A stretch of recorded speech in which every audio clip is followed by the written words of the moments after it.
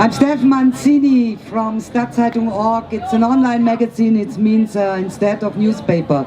I used to be a mainstream media journalist. Now I'm a free and independent journalist.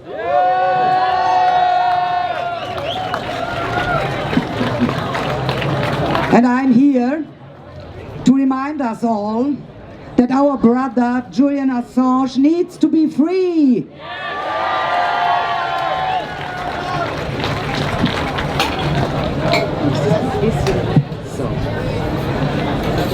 Hello, Geneva.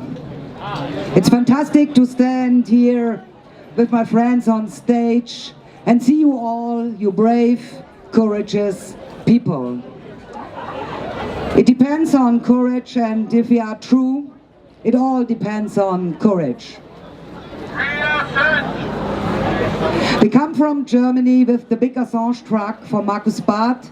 We are very disappointed you can see it, but he stands 50 meters around this place in that direction.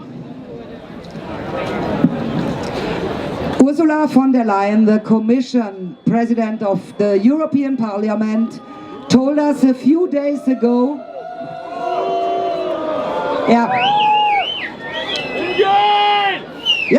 she told us a few days ago what is the most dangerous thing in the world for her. More dangerous than any virus. Yes, more dangerous than the coronavirus. Much more dangerous than the climate hell it prophesies for us. It's the misinformation. Yes, Madame von der Leyen, you are right. We call this infodemic. And what von der Leyen has concealed, she is in the boat with the WHO. They are the originators of the misinformation. And they lie out of power, and they greed for profit. They all sell their souls for the devil, and maybe they go in the fucking hell.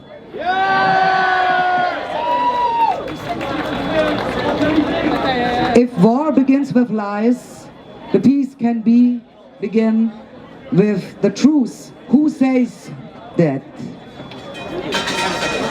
In London, the freedom of the speech is in prison. In London, the free press is in prison. In London, Julian Assange is in the fucking prison. So let us make all together a huge statement to free the Julian Assange. Free Assange. I said free Assange. Free Assange. Free Assange. Free Assange. Free Assange. You're wonderful. Free Assange. Free Assange. Free Assange. You're wonderful. It's okay. We demand immediately freedom for Julian Assange. He's not a criminal. He's one of us, and he's a hero. So, all the free medias have a mission, and they make a big and a great job. Please, support us. You can't do this, I'm sure. Thank you to listen to me, and I wish us all together a great day. Thank you.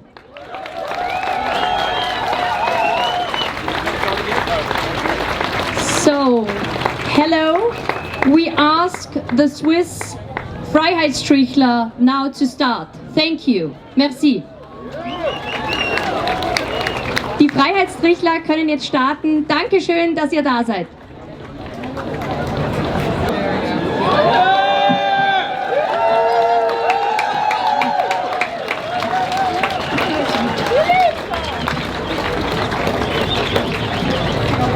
Bonjour Genève!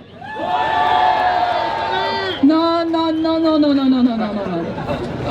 Ça va pas du tout. Bonjour Genève!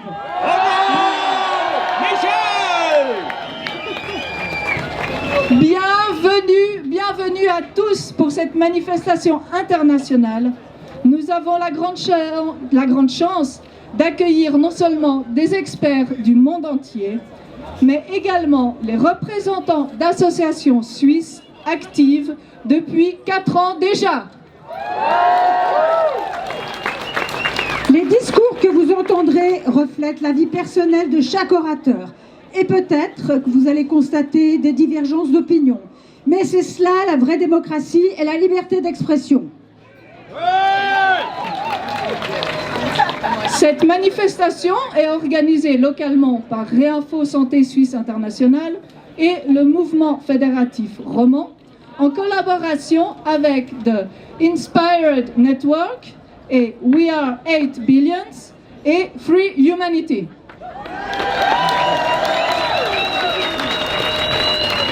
Merci d'avoir répondu si nombreux à notre appel.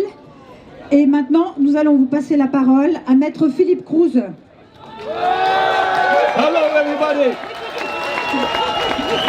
Alors, Maître Philippe Kruse, c'est l'avocat que tout le monde connaît en Suisse, mais à l'international aussi.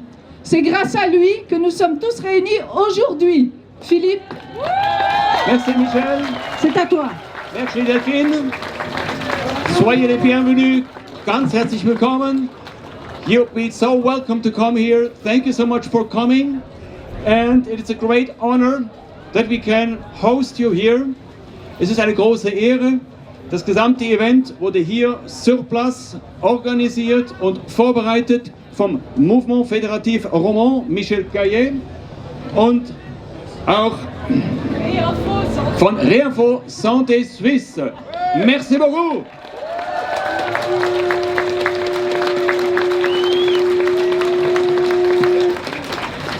Wir danken auch ganz herzlich unserem Team International, das dafür gesorgt hat, dass wir nicht alleine hier auf der Bühne stehen müssen, sondern ganz viele Sprecher haben. Thank you so much to Dan from the UK, the greatest journalist from the UK. Dan. It was Dan to have the idea and even then to execute it and promote it to do the Road to Geneva project. Thank you, Dan.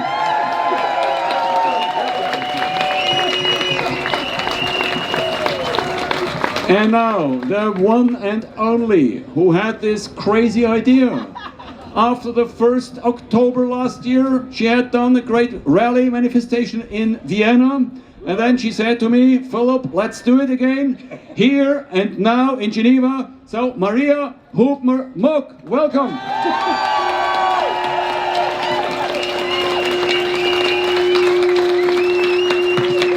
And so herewith, I hand over the stage and the microphone to Maria and to Dan, and I hereby declare our celebration of independence as opened!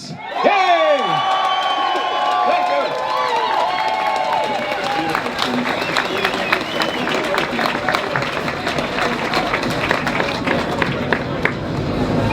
you! Well, welcome everyone.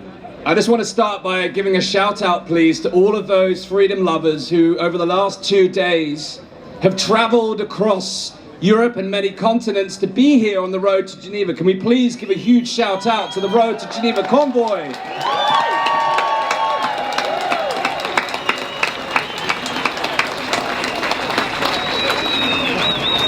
The road to Geneva itself came with many challenges, many windy roads, many bumps, and things for us to navigate, missteps, wrong turns. But ultimately we got here, and we got here together. And there's nothing more powerful than people coming together like this from around the world to make a powerful statement. And isn't it powerful as well that we stand here with the United Nations office behind me in the very city that the WHO also resides? But it's also very powerful because Switzerland has its own origin story, and it's been a real pleasure to learn this through this process. And they had this formation event where there's this Rutli oath, which was a declaration against tyranny, in defense of freedom and in defense of our own independence and our right to self-determination. And that is what we are here to do today, is to declare our freedom, our independence, and our right to self-determination. So it's a brilliant parallel.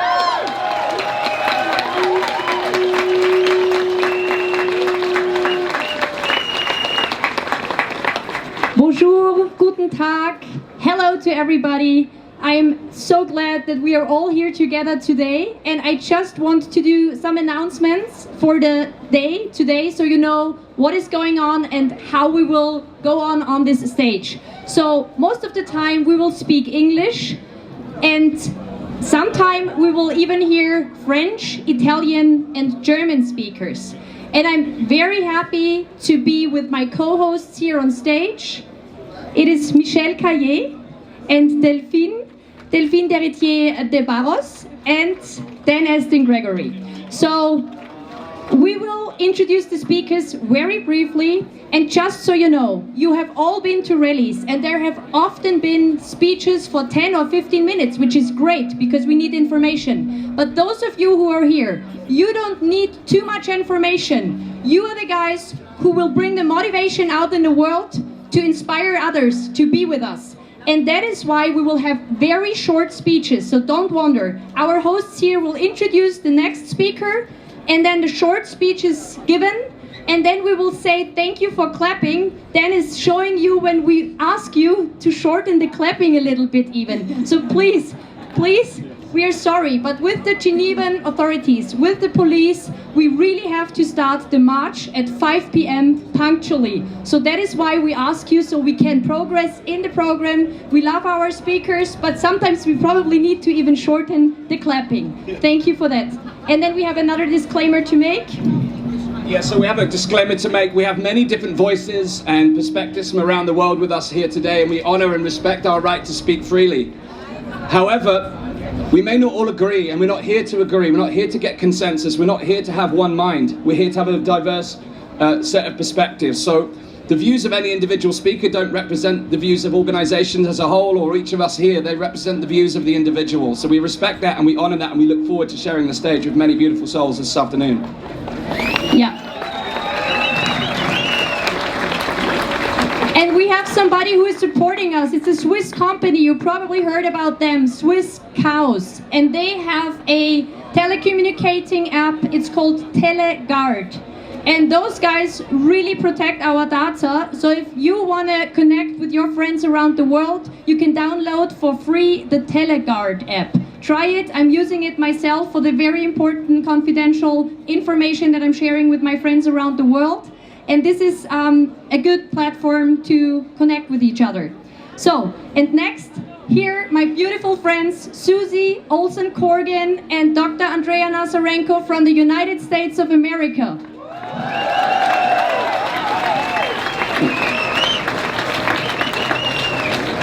We're here today to talk about taking control of our future. The idea and the concept that the men and women behind those walls will ever change their behavior to serve us is faulty at best. They will always act in self-interest and self-gain. But we are the 8 billion people of the world. When we unite, they lose their power. On this day, we rescind our consent for them to have any power over us.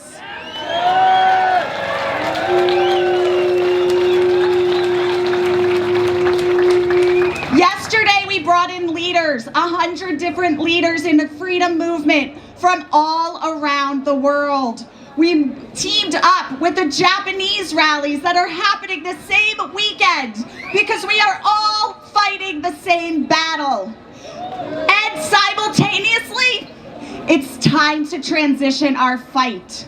It's time to start creating. We can create the future we want. Our children rely on us. The future generations deserve a better society, and the power is ours to create it. On this day, we accept the change belongs to us, and we will move together into the future with love, unity, and freedom.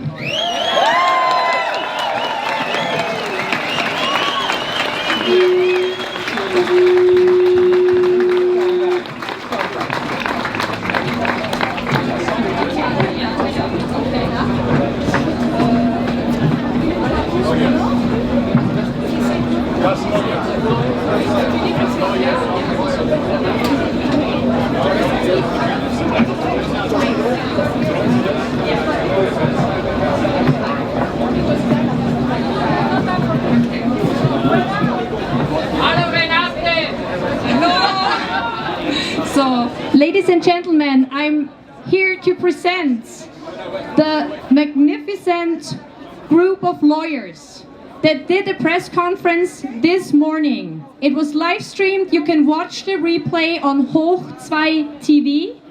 And the first speaker here from this international group of lawyers will be Dr. Renate Holzeisen from Italy. Thank you.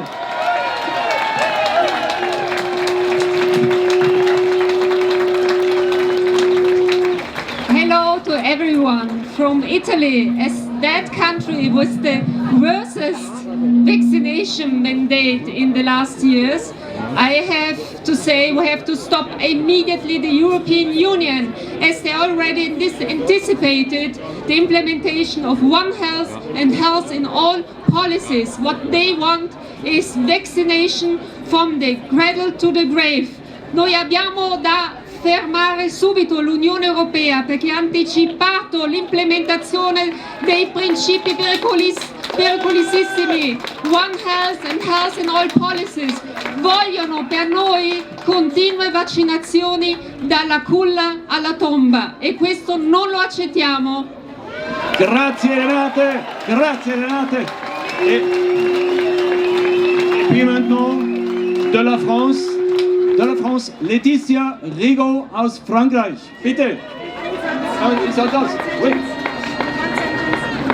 Merci à tous d'être présents pour soutenir notre lutte contre ces traités qui nous imposent des mesures liberticides et qui portent atteinte à la souveraineté de nos États.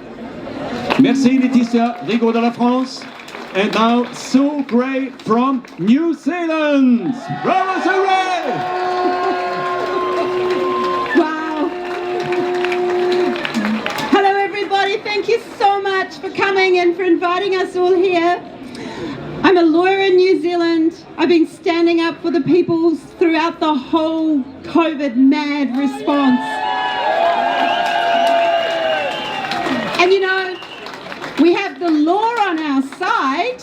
It's just that they're not enforcing it. We have the science on our side, but they're lying about it. But most important, we have the people. The people power is what will change everything. Thank you all so much. Thank you so great. Fantastic.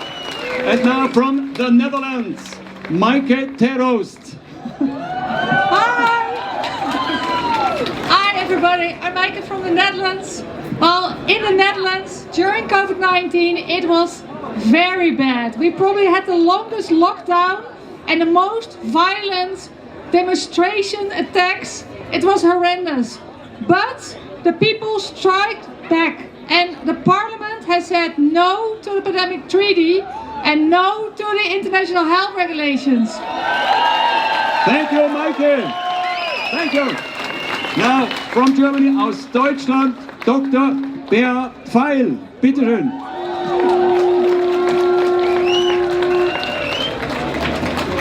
Hallo, ihr alle. Wir werden es schaffen, diese unglaublichen Pläne der WHO zu stoppen, und zwar gemeinsam.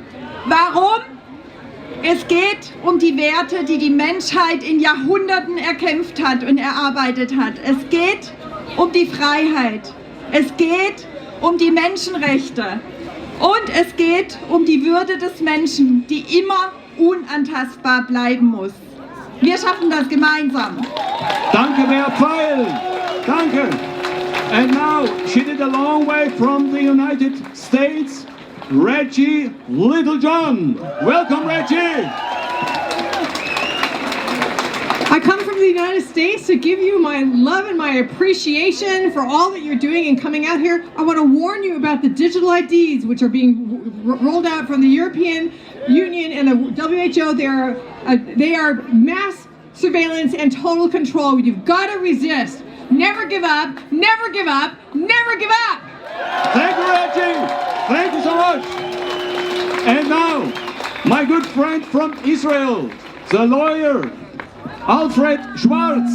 Thank you, Alfred! Thank you for having all of us here.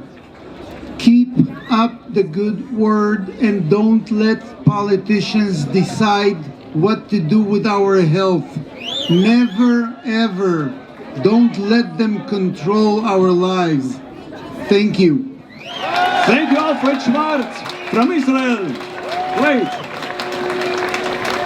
And now we have from Germany, de l'Allemagne aus Deutschland, die Anwältin, die als allererste das Übel des Lockdowns mit einer Verfassungsgerichtsbeschwerde bekämpft hat, Beate Bahner.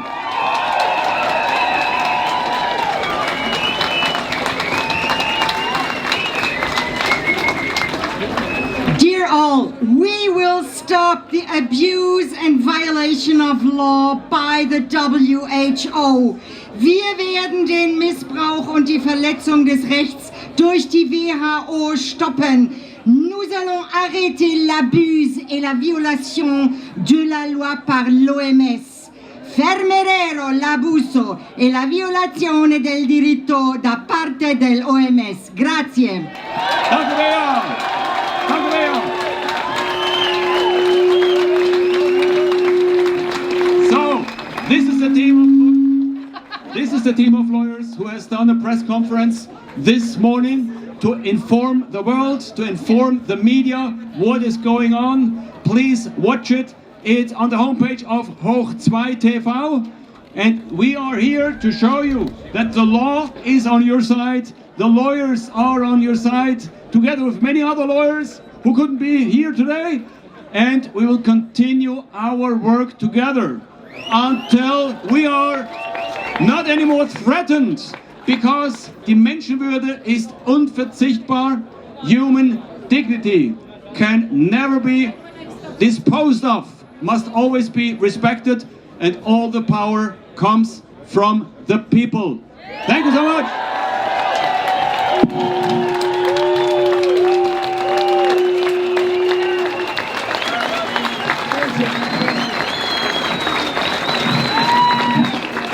Thank you so much. Merci beaucoup. Grazie mille. Herzlichen Dank. Liberté, liberté, liberté, liberté, liberté,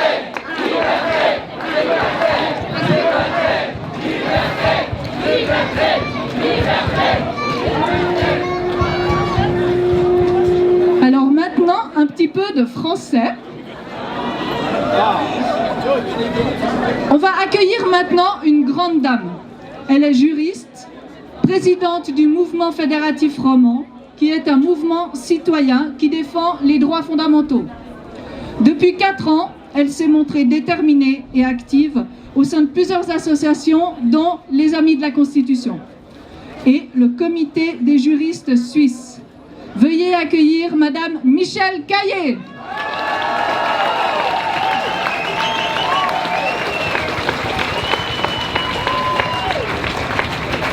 Bonjour à vous tous de Suisse et d'ailleurs. Et merci d'être là aujourd'hui avec nous. Vous qui depuis 4 ans, vous nous accompagnez dans nos actions. Vous qui avez parcouru les rues pour convaincre. Vous qui avez été discriminés. Vous qui n'avez jamais baissé les bras. C'est vous les héros. Et les héros ont aussi besoin de victoire. Mais le temps n'est pas encore venu. Certaines personnes qui disent être de notre côté doivent arrêter de semer la confusion quant à une prétendue victoire sur le traité pandémique de l'OMS.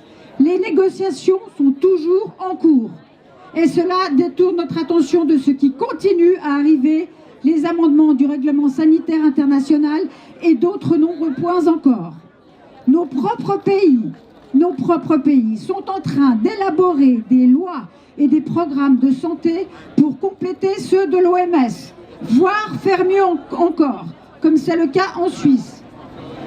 De toute façon, vous savez très bien que cela n'a rien à voir avec la santé, mais avec la création de l'industrie de la pandémie, qui n'a pour but que d'enrichir toujours le grand géant qu'est Big Pharma. Et pendant que eux continuent de se remplir les poches, les perdants sont toujours les mêmes. Ce sont nous les peuples, des peuples empoisonnés par des prétendus produits thérapeutiques, par des injections expérimentales. Nous, Nous sommes privés de nos libertés par des mesures tyranniques et arbitraires, des mesures qui détruisent aussi nos petites et nos moyennes entreprises et nous dépouillent de notre indépendance financière. Rappelez-vous, cela n'est possible qu'avec la complicité de nos propres dirigeants, eux-mêmes censés représenter nos intérêts, les intérêts du peuple. Non seulement il faut sortir de l'OMS, mais de surcroît et surtout, il faut la démanteler. De la même façon qu'il faut démanteler toutes ces organisations globalistes qui siègent pour la plupart ici à Genève. Et ce sont par nos actions locales et par l'affirmation de notre souveraineté, d'abord personnelle et ensuite nationale, que nous pourrons nous extirper des tentacules de cette immense pieuvre. C'est à chacun de nous et à nous tous ensemble d'affirmer notre indépendance et de nous mobiliser pour la reconquérir. Merci. Alors j'ai encore une toute petite information pour les citoyens suisses. Le 9 juin, votation hyper importante, allez voter oui à l'initiative pour l'intégrité. Ça aussi, c'est combattre l'OMS.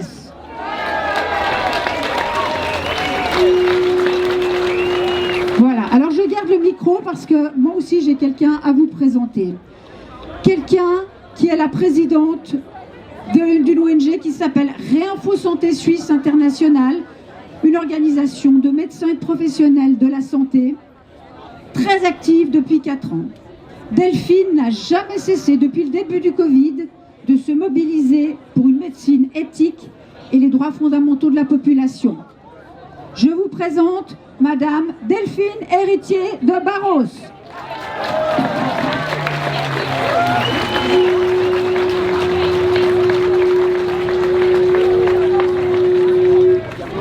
Bonjour. Si nous sommes réunis aujourd'hui, c'est pour dire non au projet machiavélique de l'OMS. Ça fait plusieurs années qu'on se positionne, qu'on réagit face à la mise en place d'une société qui va à l'encontre de nos valeurs. Il y a eu beaucoup de colère et elle a été nécessaire pour se mettre en mouvement. Aujourd'hui, je pense qu'il est temps d'en faire autre chose. Il faut bien sûr être ferme et poser ses limites. Les projets machiavéliques, c'est non. Il n'y a aucun compromis, aucune négociation, aucune figure de style, c'est non. Non à ces projets qui vont à l'encontre des droits fondamentaux humains et de la souveraineté des États, mais surtout qui vont à l'encontre de nos valeurs profondes et de notre souveraineté.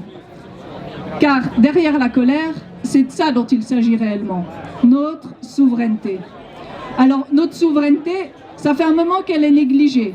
Et les responsables, s'il faut en trouver, ce n'est pas l'État, ni les institutions, ni l'OMS, ni toute autre autorité dite supérieure. Non.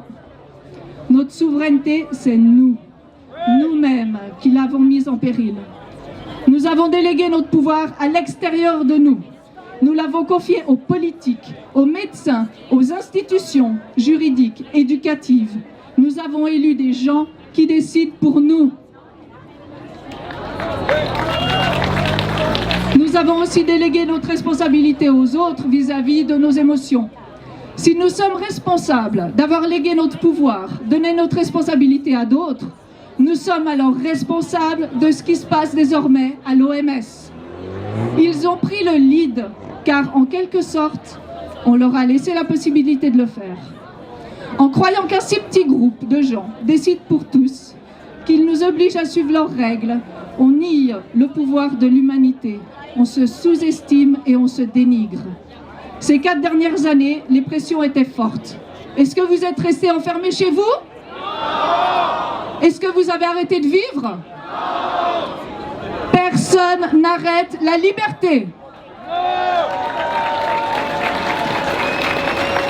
La liberté, elle est en nous. Alors, reprenons conscience que la souveraineté, elle est là. Personne d'autre que nous n'a le pouvoir sur notre corps, sur notre santé et sur nos choix. La solution est en nous et non pas juste en essayant de faire tomber tel ou tel groupe de personnes. Car tant qu'on ne change pas notre perception en nous, le jeu se répétera et se répétera encore sans fin. Soyons un exemple.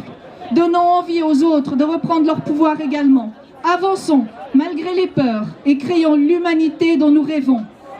Ils ont essayé de nous enfermer. Ils n'ont pas vu qu'ils nous donnaient des ailes. Merci.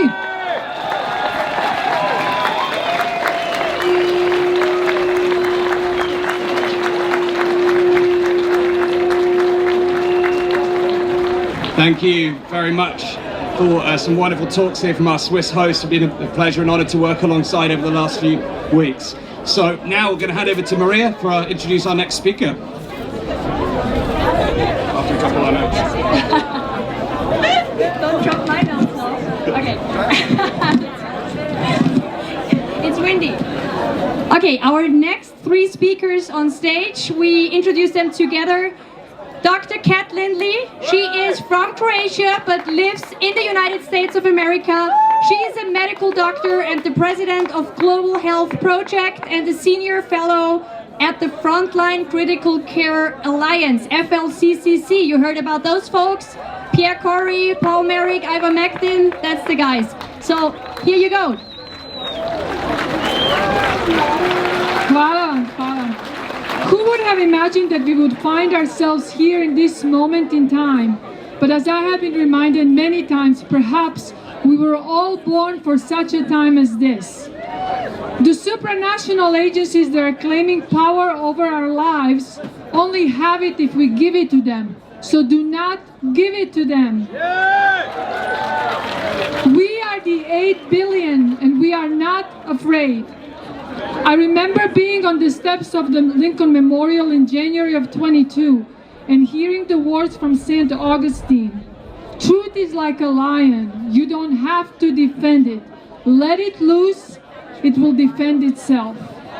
So let it loose. And remember, we are the 8 billion.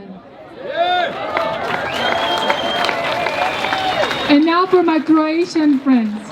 Mi smo 8 milijard I mi smo slobodni. Hvala vam. Thank you so much, Dr. Kat Lindley. So now we're delighted to be joined by Robin Cosford from all the way from Australia, who's a professional in nutritional and environmental medicine. She's chair of the Children's Health Defence in Australia and an ambassador for several prominent Australian medical organisations. Please welcome to the stage, Robin Cosford. Hello, what an honour to be here, and I hope you can understand an accent from thousands of kilometres away. This is an amazing time that we are in, and we all have a role to play here. I come here representing much of Australia in my professional hat, medical professor, nutritional environmental medicine, ambassador for the organisation called Australian Medical Professional Society. The doctors who've been disenfranchised in Australia, you may well know, but we have lost many in Australia because of the system. I stand here as a mother. I'm a mother of 5. I'm chair of the Children's Health Defence Australia. We have a wonderful board in Australia. Mothers, you are important. Don't ever let it be said, don't ever let yourself think that perhaps because we can't get the same professional standing as men because we're looking after children, we can't earn the same. No, the mothers are needed. You are the ones who nurture the children, you are the ones who raise the children, you are the ones who bring the next generation. So, hands for all the mothers, we need them.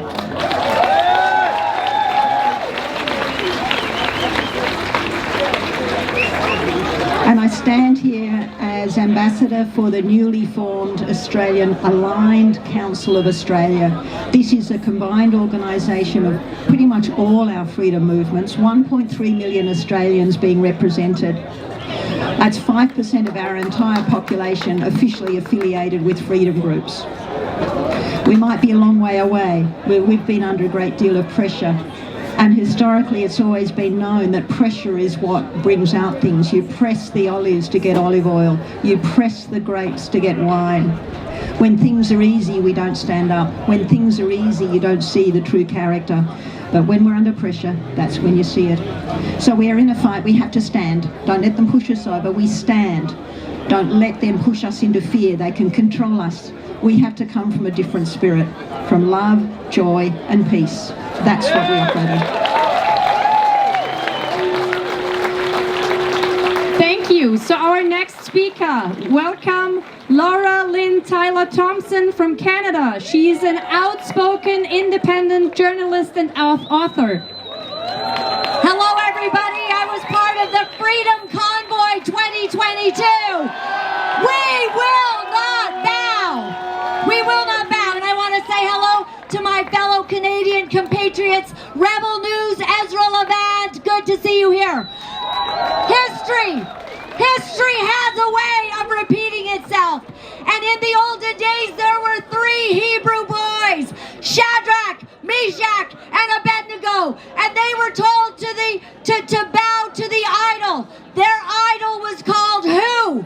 Today, we have the same idol, WHO.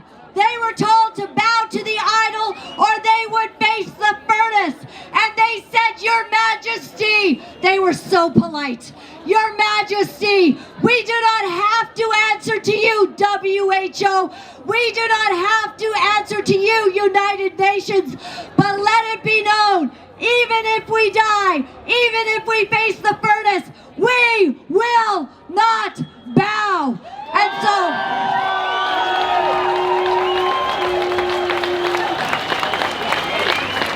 they decided to stand, and indeed they did face the furnace. And I tell you today, if history should repeat itself, and if we have to face the furnace, we go together. Because if you remember, when they went in the fire, it was the only time that they danced face to face with God. God is always in the fire with us. And if they tell us to comply, we will together say, we will not bow. And that is how we will see God come through for us in this time in history. God bless you. We love you from Canada. Thank you, Switzerland, for being there for us. God bless. Thanks so much. Thank you to Laura Lynn. So it's my honor now to introduce a fellow British activist who's been a medical doctor now for many years, an award-winning cardiologist and an international expert on the prevention of heart disease. He's been calling for greater transparency for many years now. It's my pleasure to introduce Dr. Aseem Malhotra. Bonjour Genève! Bonjour Genève! Hello Geneva. We have a complete health care system failure and a pandemic of misinformed doctors and misinformed and unwittingly harmed patients. Why? Rooted in a biased funding of research. Research that's funded because it's likely to be profitable, not beneficial for patients. Biased reporting in medical journals. Biased reporting in the media. Commercial conflicts of interest. And last but not least, an inability of doctors to be able to comprehend and then communicate health statistics. Prior to the pandemic, the 3rd most common cause of death, prescribed medications. What your doctor prescribes for you because of largely avoidable side effects.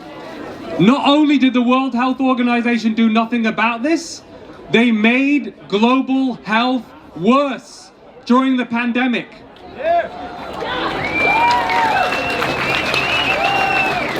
They supported coercion and mandates of the most horrific pharmaceutical product in the history of medicine, responsible for serious harm and death to millions around the globe. And they have still not said sorry. The world deserves an apology from the World Health Organization. And why did they do this? Because for decades, increasingly, they have been a puppet for corporate, tyrannical psychopaths. The second largest funder of the World Health Organization, the Bill and Melinda Gates Foundation. Bill Gates, who made $500 million investing in this horrific medical product, the COVID mRNA vaccine. But they can only succeed if we let them. And we are not going to let them. Rights are only won by those that make their voices heard. The most important radical thing we can do is a non-violent, just say no, do not comply. We are here to represent 8 billion people here today, and all of you are standing up with courage. So I thank you for your courage.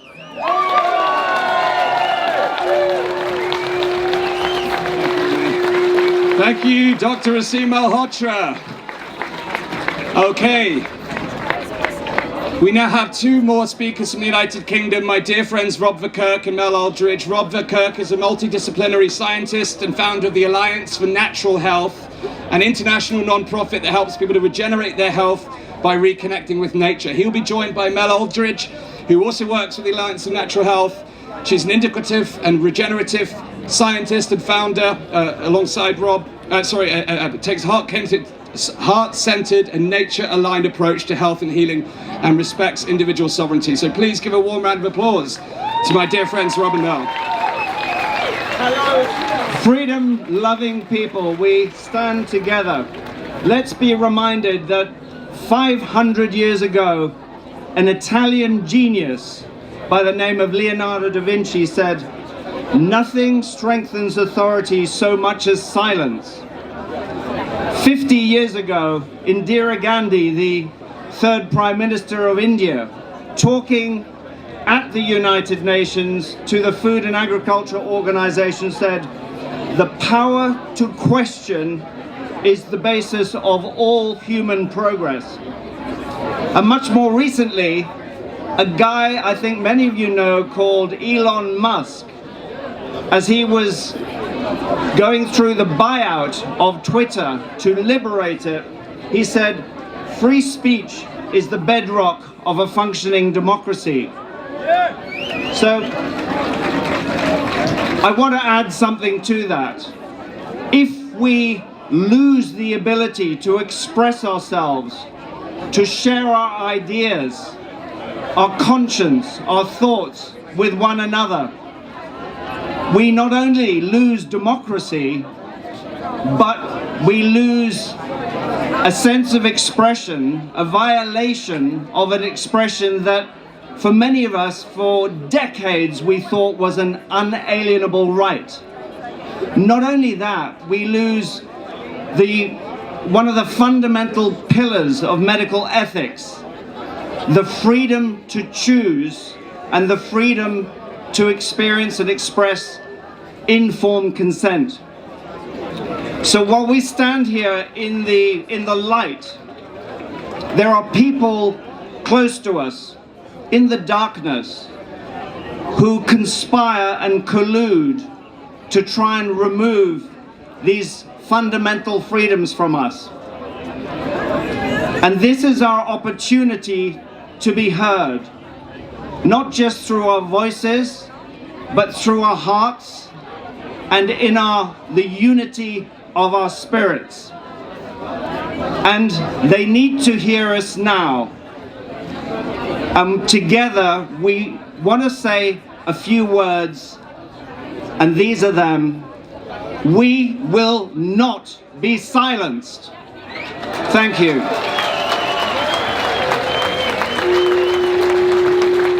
Bonjour Genève, and welcome everybody who's watching from so far away. Are we free? Yes! Are we sovereign? Yes! So we will not be silenced, but now I want to speak to you of something that exists within the silence, something that transcends culture and race and geography and religion, something that unites all of us human beings together. And that is our inherent power to create, to manifest, and to literally make worlds. It is the thing that they have most wanted to keep from us remembering. They do not want us to access our power.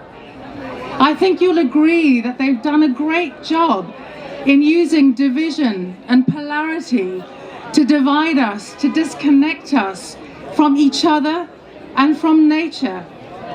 They've used fear, they've used anger, and they have enslaved this world for far too long.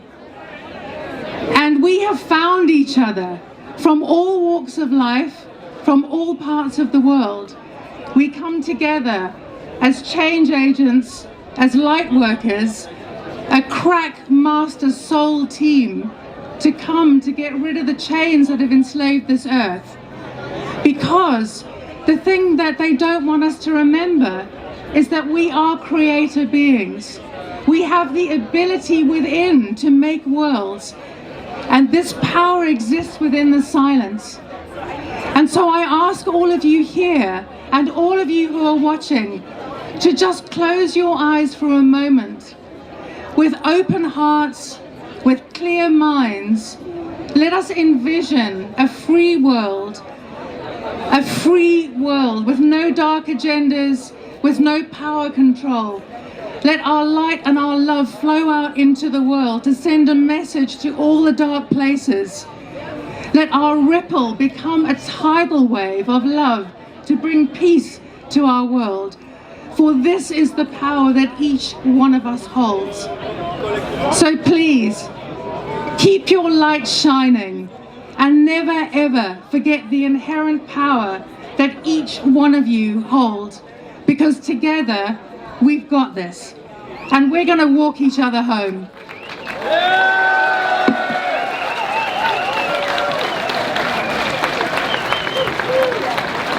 So, and now it's my great pleasure to introduce our first musician of the day. It's Bret from the United States of America.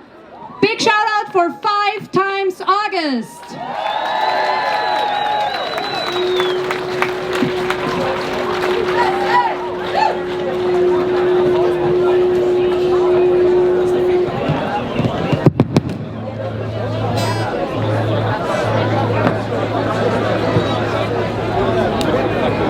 How we doing? Thank you so much for being here. It's an honor to be here with you today. I thought that I would play a brand new song for you today, and it's kind of got a part where I need you to sing along. Can you sing along today?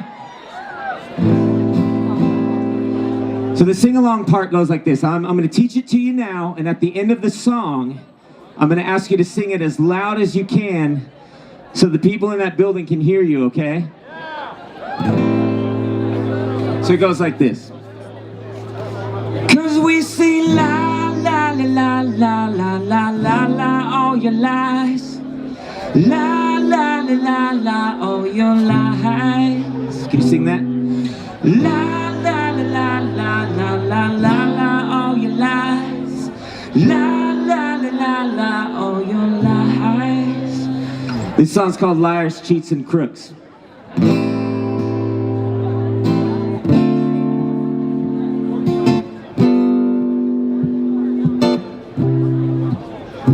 You want me scared, you want me weak, you want me brain dead and asleep.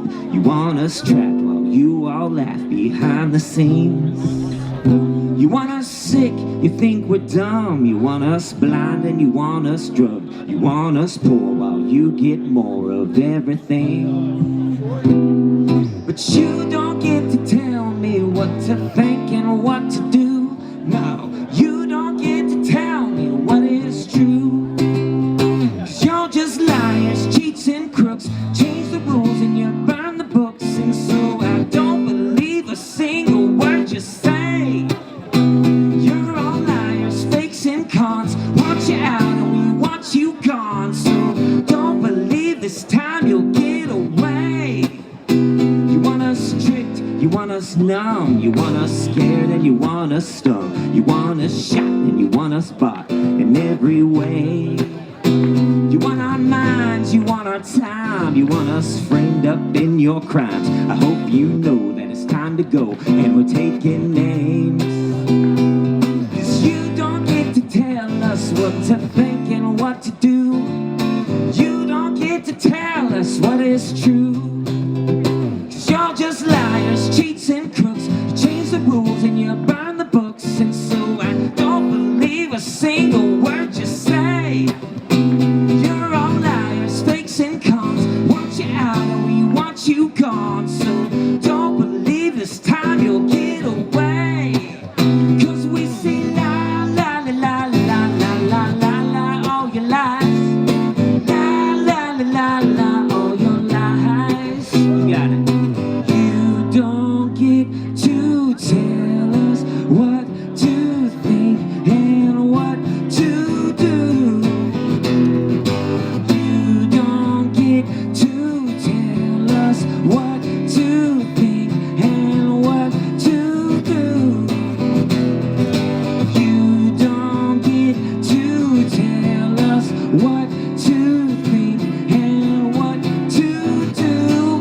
'Cause you're just liars, cheats and crooks. You change the rules and you burn the books. And so I don't believe a single word you say. You're all liars, fakes and cons. Want you out or we want you gone. So don't believe this time you'll get away. 'Cause we say la la la la la la la la la all your lies. La la la la la all your lies. Let me hear you. We say la la la la la la la la all your lies. La la la la la all your lies. You're just liars, cheats and crooks. You change the rules and you burn the books. And so I don't believe a single word you say. You're all liars, fakes and cons. Want you out and we want you gone. So don't believe this time you'll get away. 'Cause we say la la la la la la la la la all your lies. La la la la la all your lies. Louder. La la la la la la la la la all your lies.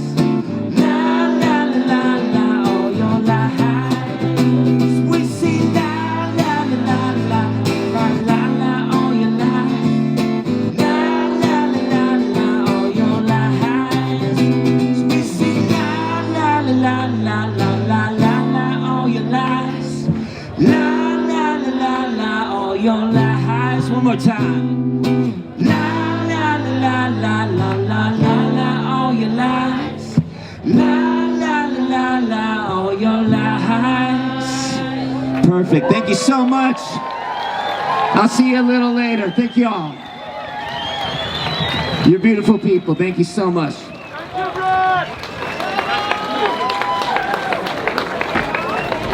Thank you so much to Brad 5 times August. Did you hear the honking, by the way, whilst Brad was playing?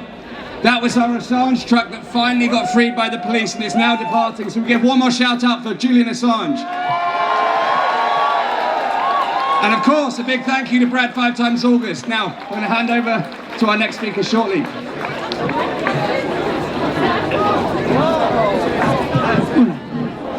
Voilà, maintenant, j'ai l'honneur de vous présenter quelqu'un d'exceptionnel que tout le monde adore. Nous avons l'honneur de l'avoir en Suisse. Cette personne, c'est une experte dans le domaine de l'OMS. Nous avons d'ailleurs travaillé, elle et moi, ensemble pour les référendums contre les lois Covid chez les Amis de la Constitution. Elle a un CV long comme le bras, PhD, privadocent, lanceuse d'alerte quant à l'OMS, formatrice et consultante à l'OMS et à l'ONU pendant toute sa vie, on peut le dire. J'ai le plaisir d'appeler le docteur Astrid Stuckelberger.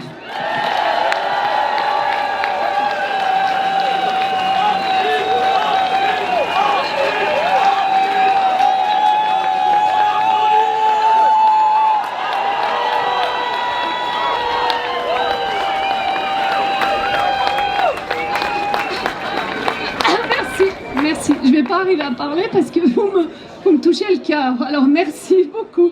Vraiment, merci à vous, parce que vous êtes libérés. Merci à votre énergie. Merci à Dieu, parce que franchement, c'est une guerre spirituelle. Je suis obligée de le dire, tellement c'est grave ce qui se passe. Alors, j'ai que 5 minutes, donc j'ai choisi de faire en français, en anglais normalement, pour qu'ils comprennent, et de faire en français avec les télévisions suisses après. Mais peut-être je ferai du franglais. Mais je vais commencer. Okay, I have 3 minutes, so I'm very sorry. I will speak English as quickly as possible, and I will also make maybe a French section at the end with a conclusion. Welcome to Geneva. Welcome to Switzerland. You are in the international city who is a capital of the world with the most UN agency and specialized programs. You can see here the World Intellectual Property, the International Telecommunication who makes AI for good. WIPO is doing a treaty to patent all the life of the earth. They just signed a week ago. You have the World Trade Organization, the United Nations. I worked for 2 UN Open Days. So I can speak about WHO, ILO, because the mechanism of WHO and the United Nations is completely corrupted. And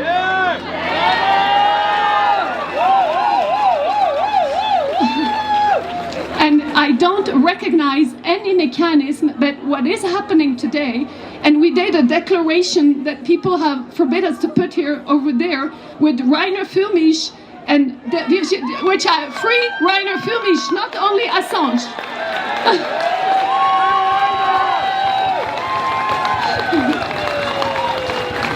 Yeah, so we have analyzed the texts with Virginie de Arajo-Recha, who cannot be there. I represent 16 lawyers in the world from South America, from South Africa, from the whole world. They could not be here. And we have made a declaration that you can find on the website Honest, on ICIC Law from Rainer Füllmich, and on IPSE. So you can go and see the banners. Everything is cropped in synthetic. So we did a declaration on 19th of May. It was on Radio 74 in French and English. And we can, I will tell you the key points. It's 7 pages. It is legally argumented. And the first point, there is a violation within the United Nations of its own instruments, of the Charter of the United Nations, the Universal Declaration of Human Rights, all the covenants of ECOSOC, of the WHO Constitution itself does not allow WHO to take power and have transfer of power. The WHO Constitution and the International Health Regulation proclaim sovereignty, human rights, and they're violating their own rights. And now they are violating our constitution and our rights. So we have analyzed this point. The nations and the individuals are not represented at the United Nations. The transfer of power, no, we're not. That's an organization of victims where I'm a godmother of the victims of the vax. Great. Free Füllmich and Assange, but not only Assange.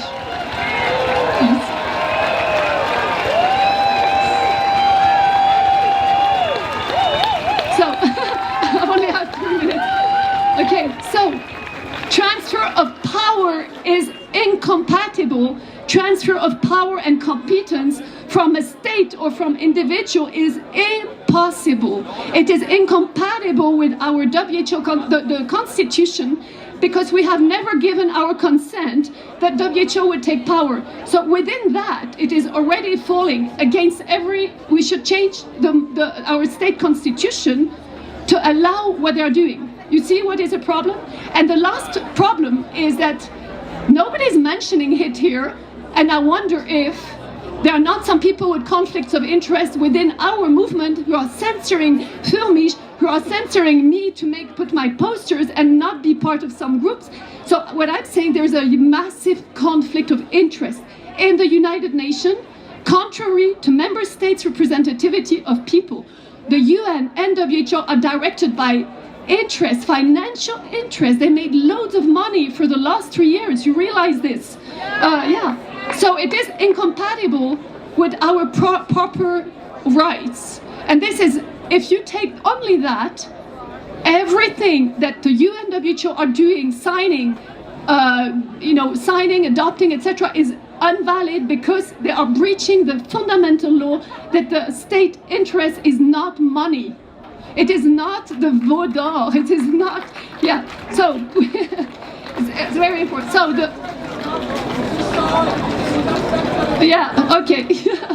so this was the key point, and the conclusion is that there are three conclusions actually. Where are they?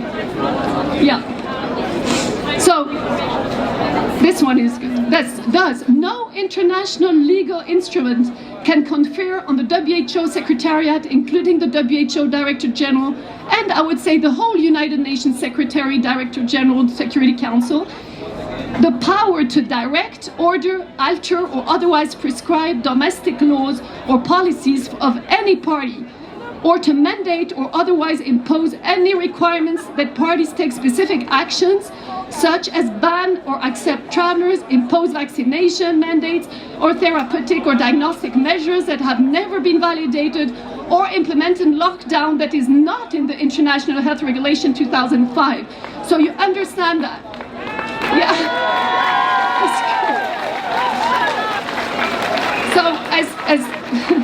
Therefore, member states can no longer be bound to the WHO Constitution when private partners guide this institution and the UN, who has our president, that as it stands, any action adoption signed, undertaken through WHO or the UN on behalf of member states and their population, will be contrary to international law, will violate the sovereignty of member states and people's natural law.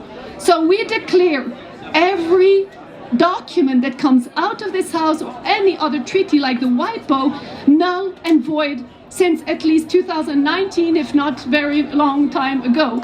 Get back your sovereignty and refuse the private sector. Thank you very much, Astrid.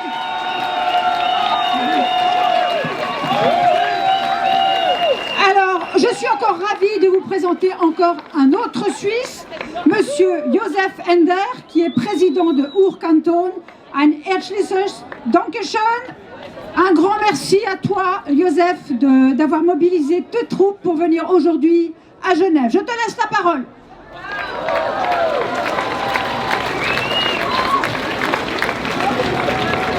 Keine fremden Vögte. Die Schweizerische Eidgenossenschaft hat ihren Ursprung in den Kantonen Uri, Schwyz und Unterwalden.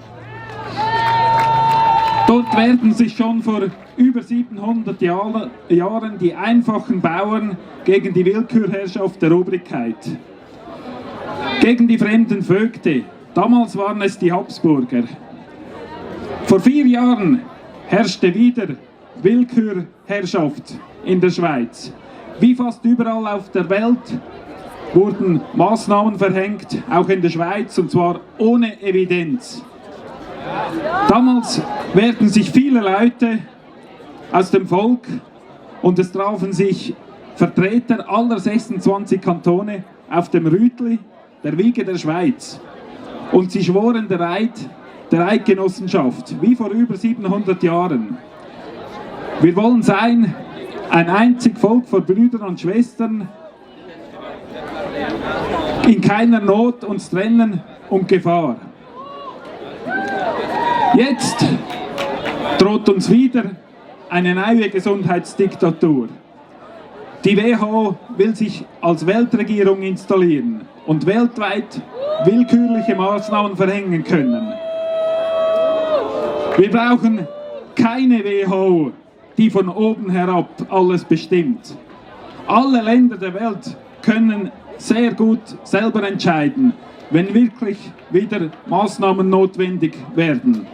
Schlussendlich soll jeder Mensch, jeder von euch selbstbestimmt und eigenverantwortlich entscheiden können über seine eigene Gesundheit.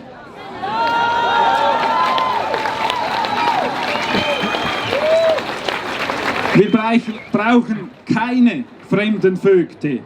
Wir alle hier sagen Nein zur WHO. Und wir sagen alle Nein zu den neuen WHO-Verträgen. Keine neuen Vögte. Merci beaucoup.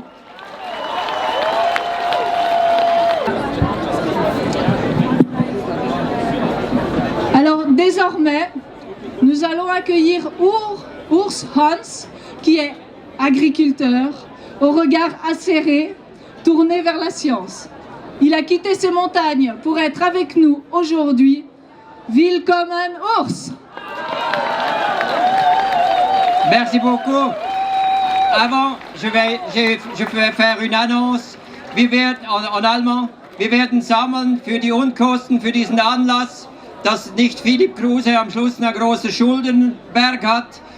Leute werden jetzt ausströmen und ihr könnt etwas Geld reinwerfen in diese Behälter und das wird dann Philipp Kruse übergeben. Und jetzt beginne ich mit meiner Speech. Ich werde jetzt auf Englisch reden, weil ich dachte, wir haben ein weltweites Publikum. Okay, hello everybody.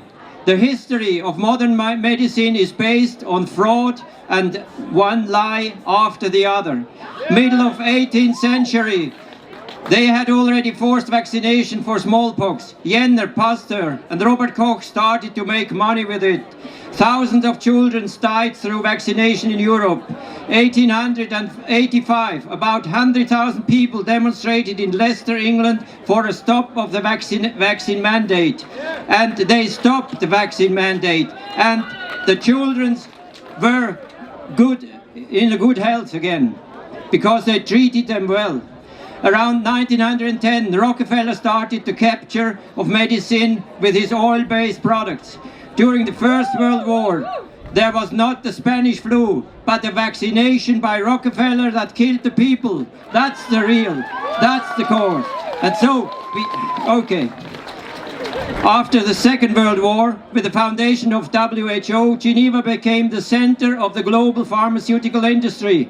As Gavi and Sevi also settled in this town, Switzerland became the heart of the evil in regarding of corruption by billionaires, scientific fraud and propaganda. 2005, bird flu. Roche made billions with Tamiflu, many people died of. 2008, blue tongue disease by cattle, vaccination, thousands of calves and cows died. 2009, swine flu vaccination. Some people died, lots of narcolepsy cases.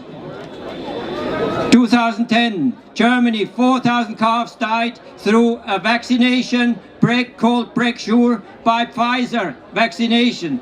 The calves bleeded over the whole body because of the milk intolerance, and that's what we see now with babies. 2019, Corona pandemic, draconian measures, panic through media, forced vaccination, millions of injured people and dead people. Those responsible for WHO and Bill Gates and his colleagues belong behind the bars. Et à présent, en français, à bas OMS, à bas OMS, à bas OMS, à bas OMS. Thank you very much.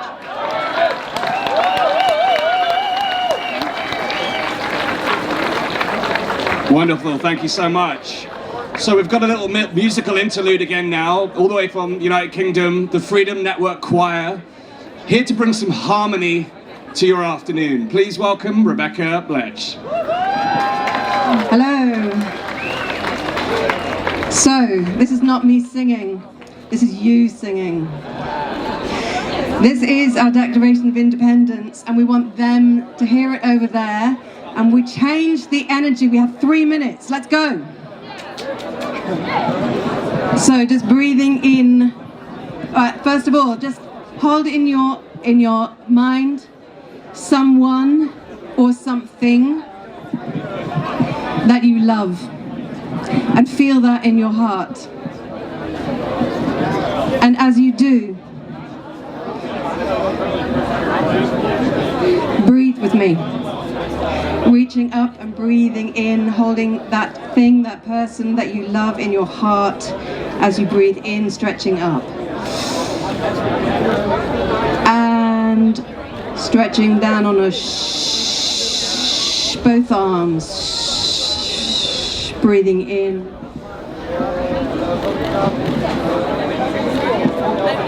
And a shh.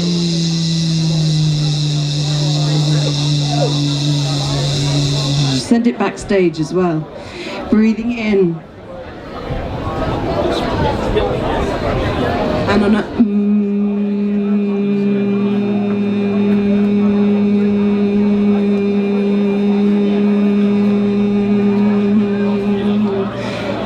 this part of the crowd. We are the that's your note. I want to hear you. The center of the crowd. Keep it going, breathing out.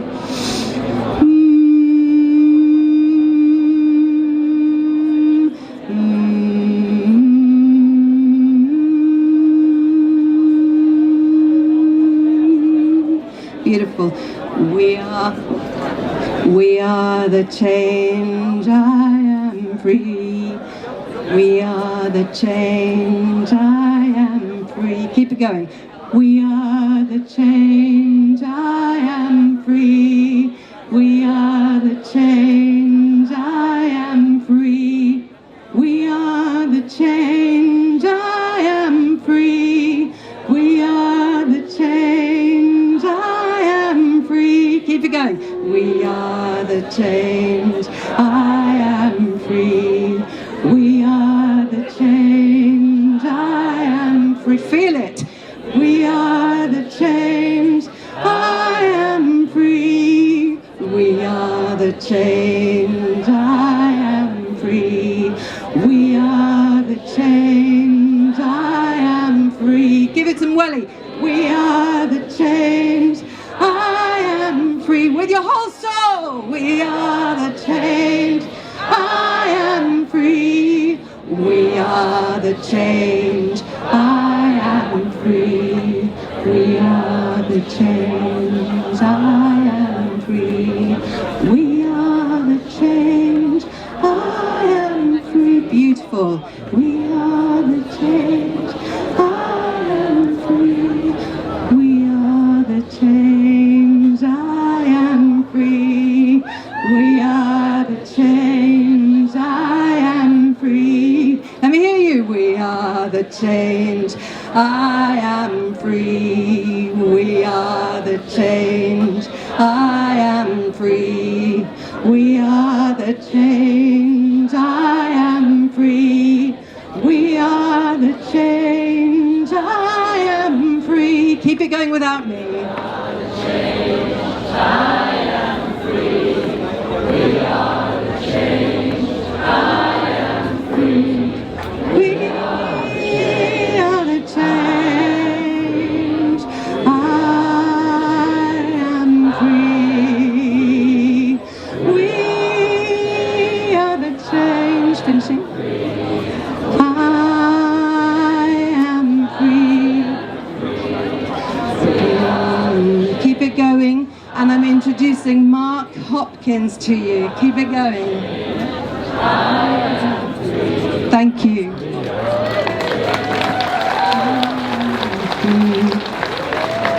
Keep going, keep going. This is the perfect moment to bring in an artist. Welcome to my friend. You can do the clapping later. It's a beautiful moment with the good vibes. Keep on doing. Keep on singing. My friend Mark Hopkins is an artist from New York, and he came all the way and brought his amazing painting. We will lift it up so that you can see it. And Mark is now telling you about his work. And I love so much that we could bring in the arts. The arts are so important to the world. Thank you, Mark, my friend, for being here. Thank you. Hi, everybody. I'm really nervous because I've never spoken in public before, so bear with me. First time. Keep that going on a hum. So this is my painting, The Last Supper, which I related to the sacred Seder of Jesus, so that you could make a contrast between the actions of these people in this painting and those of holy men. What do you think? Good or bad? I put an apple in front of each of them to suggest the possibility that they may be aware of the difference between good and evil, or sin, as it were. What do you think? So my painting is designed to make you think of things like sin, like corruption, like the loss of our basic human rights. Is that good or bad? So I'm hoping that this painting can get you thinking and motivated to do something to resolve the problems that the people in this painting and some of them behind us in that building are causing in the world today. Can we do that? Okay. So I think that art is really a powerful tool, so it can get information past the censors so that we can have our conversations. And it can slice through propaganda like a hot knife through butter. It can also unify us. We need unity so that we can overcome the divisiveness that is destroying our movement. So I hope that art can inspire and encourage all of you to get through dark times. And I'm recruiting the artists in each one of you to help me reimagine a future without those dark forces. Can we do that? Yes, thank you, please. So what I say is, let's find some paintbrushes and a good old-fashioned guitar, dream a little bit, and make the future that we, the 8 billion people on this planet, want for ourselves and our children. Thank you. I hope you enjoy my painting. Thank you so much. We will put the painting, if it's possible, down to the stage and lean it to the stage. People can take pictures with the painting later. Thank you so much for your message. So our next speaker is somebody you have heard of if you have followed over the last year what has been going on in this world. It's a great pleasure for me to introduce my friend, pathologist from the United States of America, from Idaho, came all the way here from his organic farm, here with his beautiful wife Kelly. Say hi to the wonderful Dr. Ryan Cole.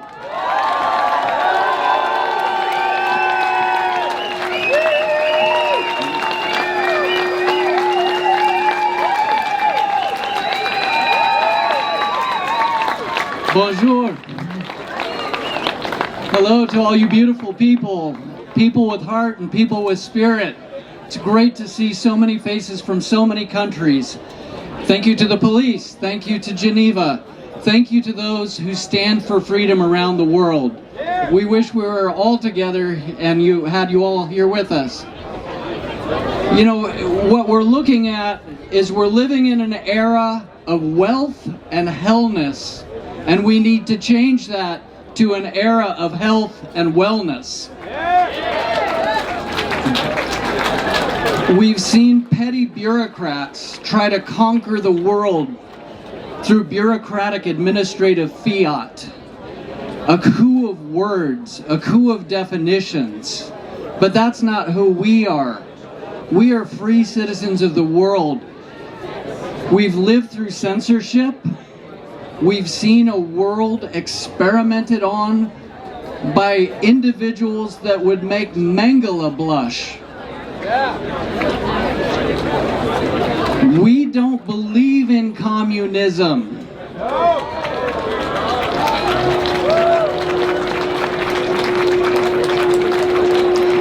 We don't believe in public-private partnership, otherwise known as fascism.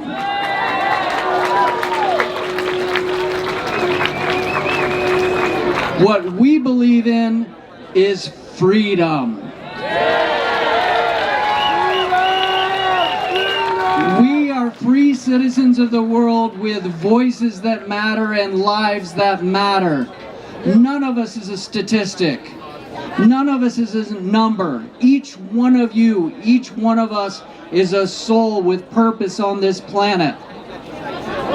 And we are here with a small victory this week over the petty bureaucrats. But their game isn't over. And so what we must do is always remain vigilant. Stay awake. Don't be numbed by comfort. Don't be numbed by safety. Life is discomfort. And fighting for our rights is sometimes uncomfortable. But we have the heart and the spirit to never quit.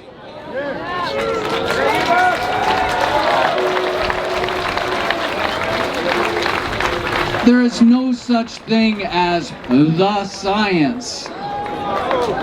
No such thing. Science is a process. Science is an action. Science evolves. Otherwise, we'd all be like Galileo, stuck in a tower, being told we're wrong. We're not. We're not. We are here for humanity. In the words of one of my favorite patriots, give me liberty or give me death. Liberté, égalité, fraternité. Thank you. Merci beaucoup.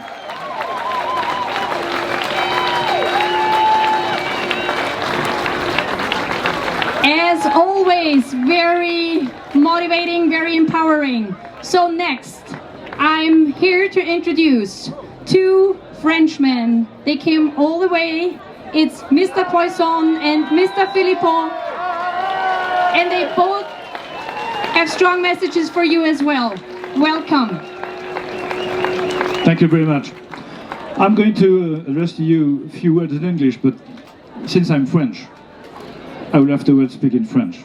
I would like, first of all, to salute and thank you all to be here this afternoon and say to the world, we do not want the WHO to rule our lives and our health. We refuse this policy, and above all, neither lies, neither slavery will ever pass through us. This is our message today. In French now. Mes chers compatriotes, malheureusement la France n'est pas très mobilisée contre ce traité à la différence de beaucoup de pays et de peuples du monde.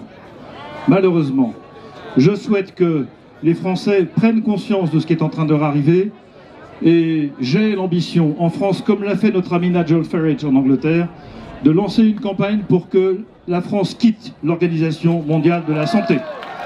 Bonne manifestation à tous, à bientôt.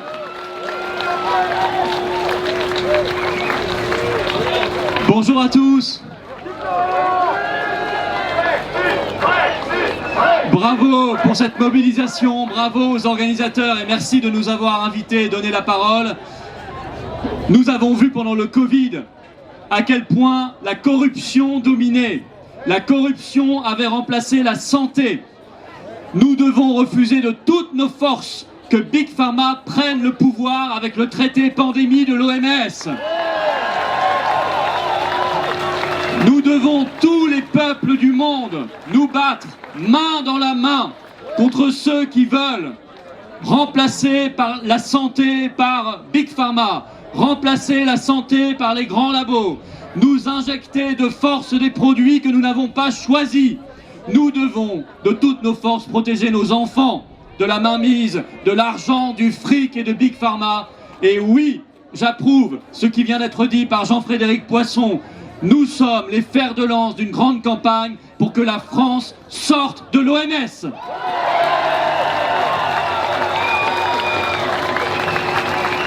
Les peuples doivent choisir leur avenir, les peuples doivent être souverains, les peuples doivent quitter toutes les organisations supranationales. Nous devons remettre la santé, la liberté et la vie au-dessus de tout. Merci beaucoup.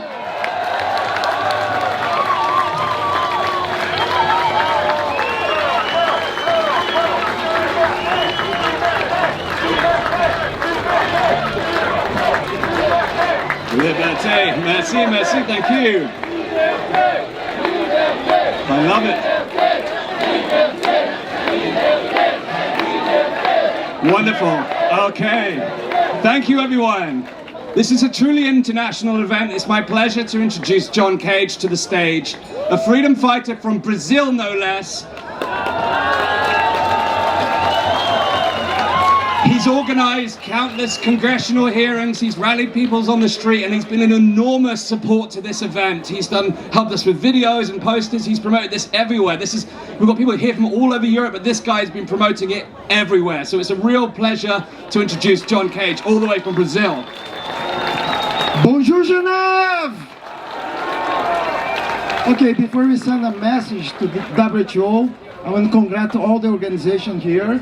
And I got to thank all the Congress system from Brazil, because as you know, Brazil is the only one country in the world who's obligating 6-month babies to under 5 years old to inoculate this experimental genetic therapy. Gets better, gets worse. You know, the mothers from Brazil are under coercion from public ministry and tutelar counselor. So they send notification for the parents, for they inject 3 doses of COVID experimental genetic therapy. Otherwise, they're gonna charge the parents with 2 to 20 basic salary. So if they still pay this charge, they're gonna ask for obligated them. Otherwise, they're gonna open a prosecutor for separate the parents from their children. How about that? Okay. I want to invite the Brazilian poor communities leaders from favelas for joining us and save their children, all right? Okay, and let's send a message to WHO. So, repeat it after me. Okay, we all know they committed crimes against humanity. Crimes against humanity. Okay, no WHO! Louder! No WHO! Last one. No WHO! Freedom! Freedom! Freedom! Merci beaucoup. Thank you very much. Thank you. Great energy as well, everyone. Thank you so much.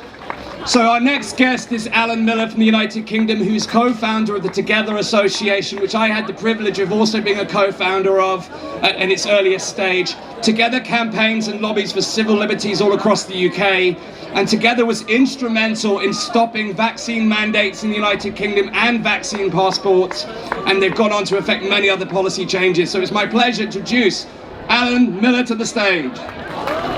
Thank you, Dan.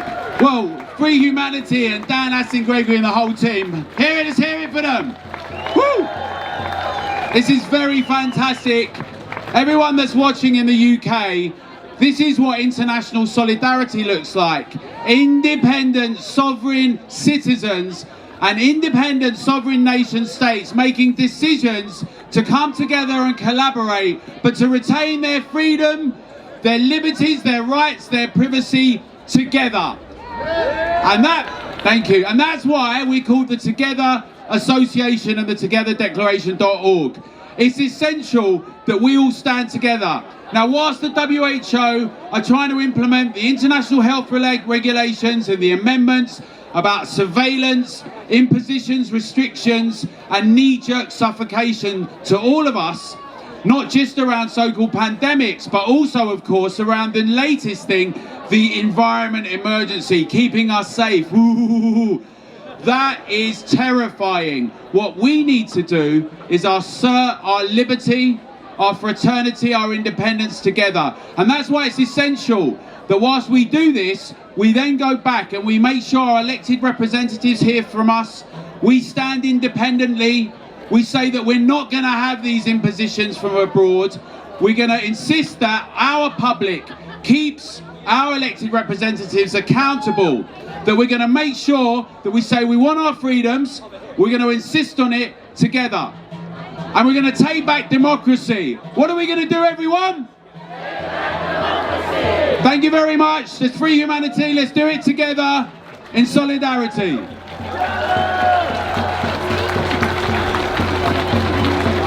Thank you very much.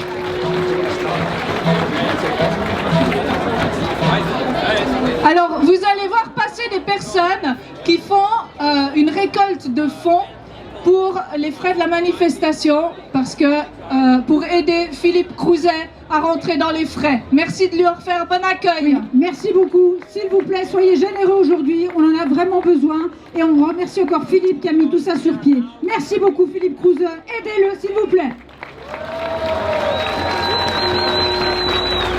There's been many hours invested in this project and many resources, including financial resources. So there will be buckets going around the audience for donations to the this rally to help us make this possible. We thank you for your generosity. Every little bit counts. So thank you so much for your support.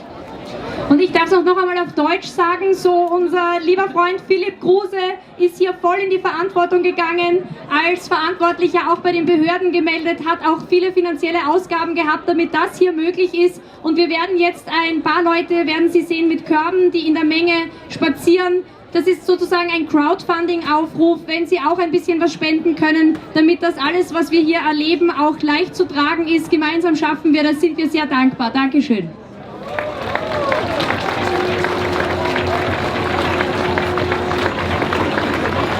So, and our next speaker is from Denmark. Please welcome Vibeke Manniche. Yeah? She is a medical doctor and has a PhD. She is a scientist and author, and she was part of a small group of scientists who has looked up and published batch-dependent safety issues with the Pfizer corona vaccine. Welcome here on stage. Thank you for your work. Thank you very much, and bonjour, Geneva.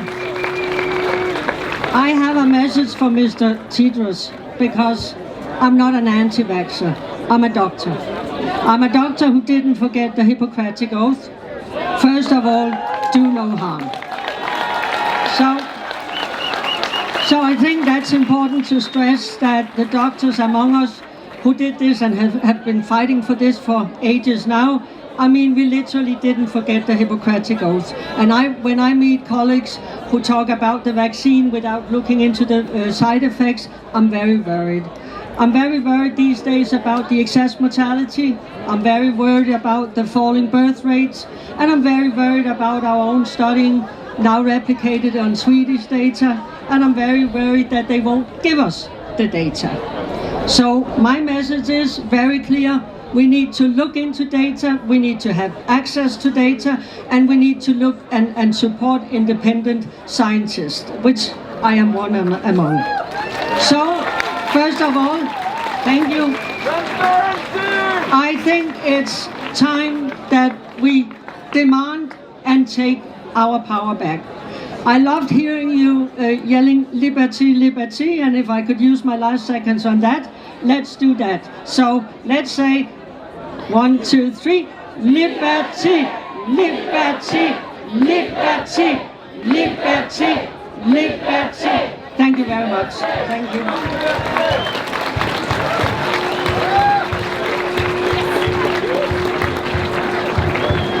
So, and our next speaker, many of you know her. She is from Germany, but she lives and works in London, UK.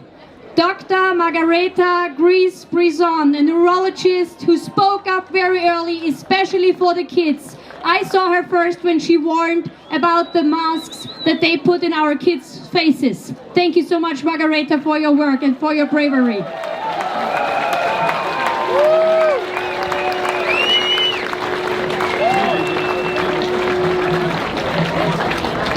Hello, friends, for freedom and peace.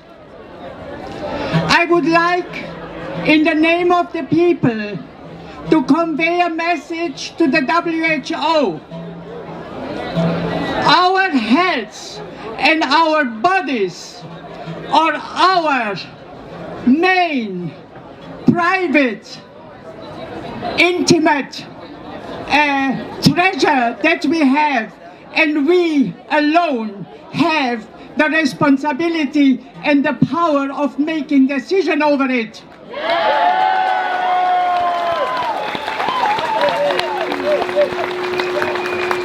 A disease is not managed, not marketed, advertised or publicized.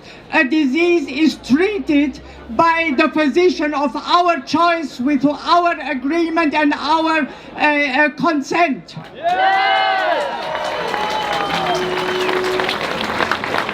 The further we are away from a problem, the more blurred our vision gets.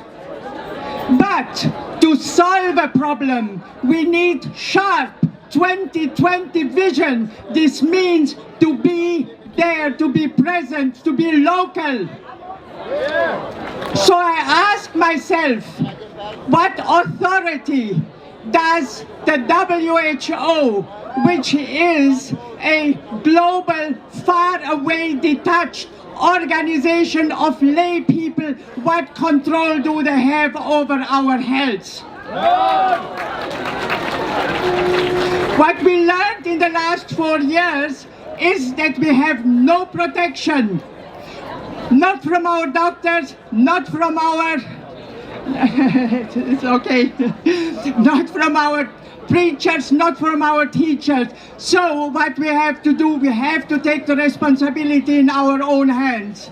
Okay, all right. And I would like to say, please, God, help us.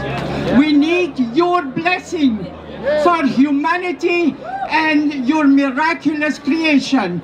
Thank you.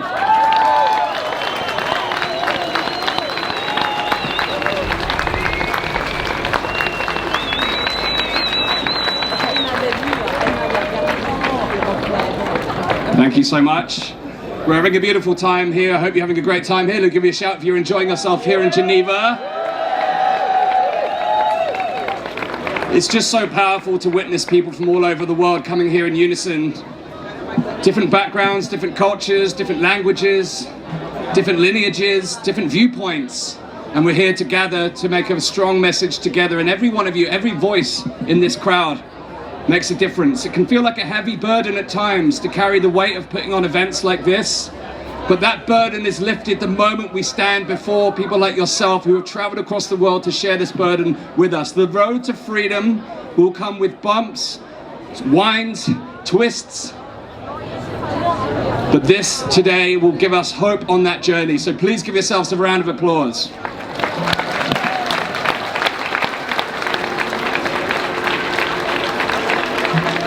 Okay, our next speaker is from the Philippines, Marivic Villa, who's going to be speaking to us today alongside Ernesto, Roberto. Please welcome our latest speakers to the stage. Thank you so much. Hello, Geneva. You know that it's easier for me to save life than to talk to you. I represent Asia, I represent Florida, I represent all of you, and I represent World Council for Health. I am a practicing pulmonologist internist in Florida, and right now I have more than 3,000 vaccine-injured seniors under my care. And this is the product or the result of what they have done. We cannot allow this to happen again. This population, they promised that they were going to protect, but they are the first one to get damaged and get injured. Okay? This WHO is so corrupt and so whatever they are, they're so misaligned. They said that they know what we deserve. No, it's not about what we deserve. It's about what we believe. It's about what we have in here. We have the choice. You have to choose freedom. You have to choose love. That is it. We are, and one good news, under the auspices and under the leadership of World Council for Health, Thessaloniki, we are launching a worldwide detox program, which is going to start next month. I'd like to. Okay, it's time for me to stop talking. Okay, I would like to tell the WHO. We are the people. We are the power. We are many, and we are taking our freedom. We are taking it divinely, and we're gonna keep it forever. Freedom! Freedom! Freedom!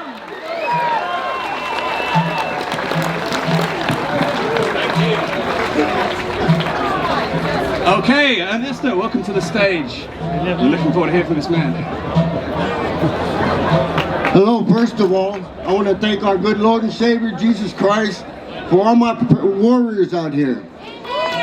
I'm fighting for my son, Ernest Ramirez Jr. We need justice. They're killing our people. I'm also fighting for my dear friend's son, Victor, Sean in Canada, Trista in the U.S. They're killing our people. We need to stop that. This is our world. The good Lord gave us this world, not to be controlled by others, but by each other. We need to be faithful and to care for one another. I mean, if we don't take care of each other, they're going to take over. Let's get our world back. Let's protect our people. I mean, Junior was my life. I was a single parent, and he meant the world to me.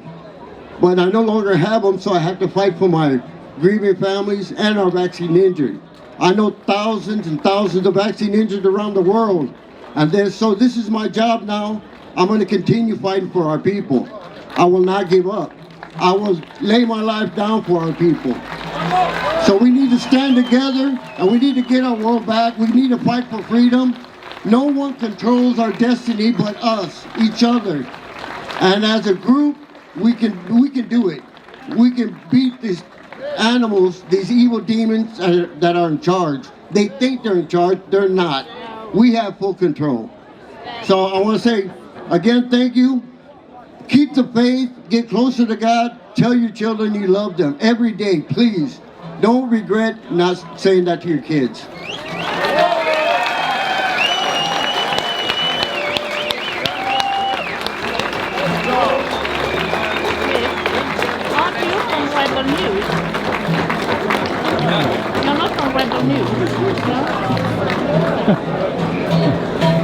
Hallo, ich habe die Ehre, Katharina Koenig anzukündigen. Ich mache das jetzt auf Deutsch, weil sie ist Deutschlands bekannteste Impfgeschädigte.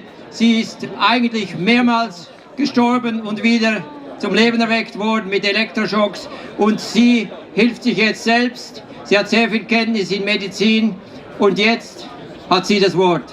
Okay, Katharina. Hello, Switzerland! I am one for millions. BioNTech Pfizer made my body. I can so not.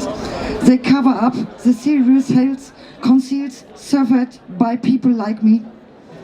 Jews and doctors, they're all liar. The Robert Koch Institute, the Paul-Ehrlich Institute, claiming it works and has no side effects. Liar! Yes, I am. I had to fear for my life for 4 years.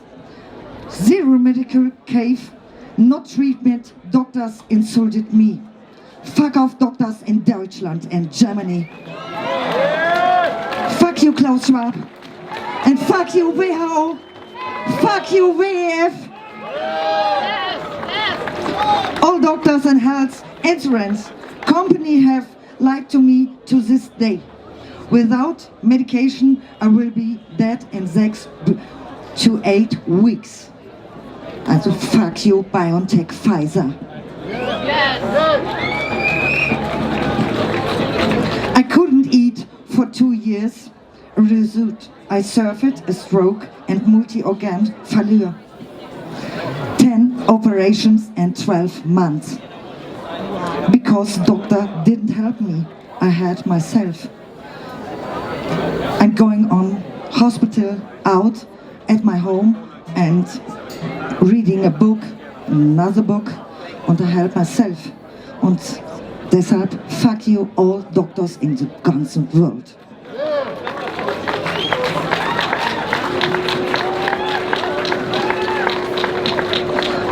Thank you for everyone.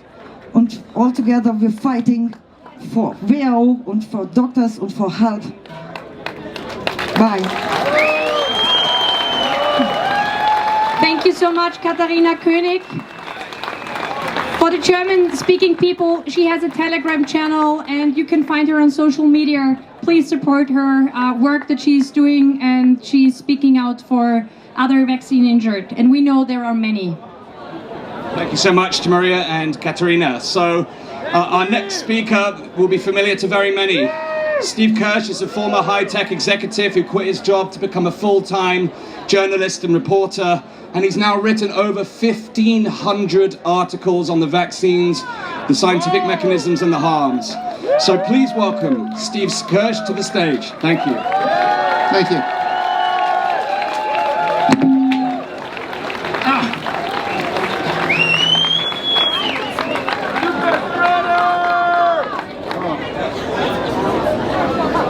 Thank you for the mouse. Yeah. Well, that lost my speech. Let me see. Let me see if I can recover it. Okay. So let me start off with the most important thing. I've been looking at this data for 2 years, and there is no benefit whatsoever from these COVID vaccines. In fact, they killed more people than they saved. And that data is actually out there. It's in the public domain.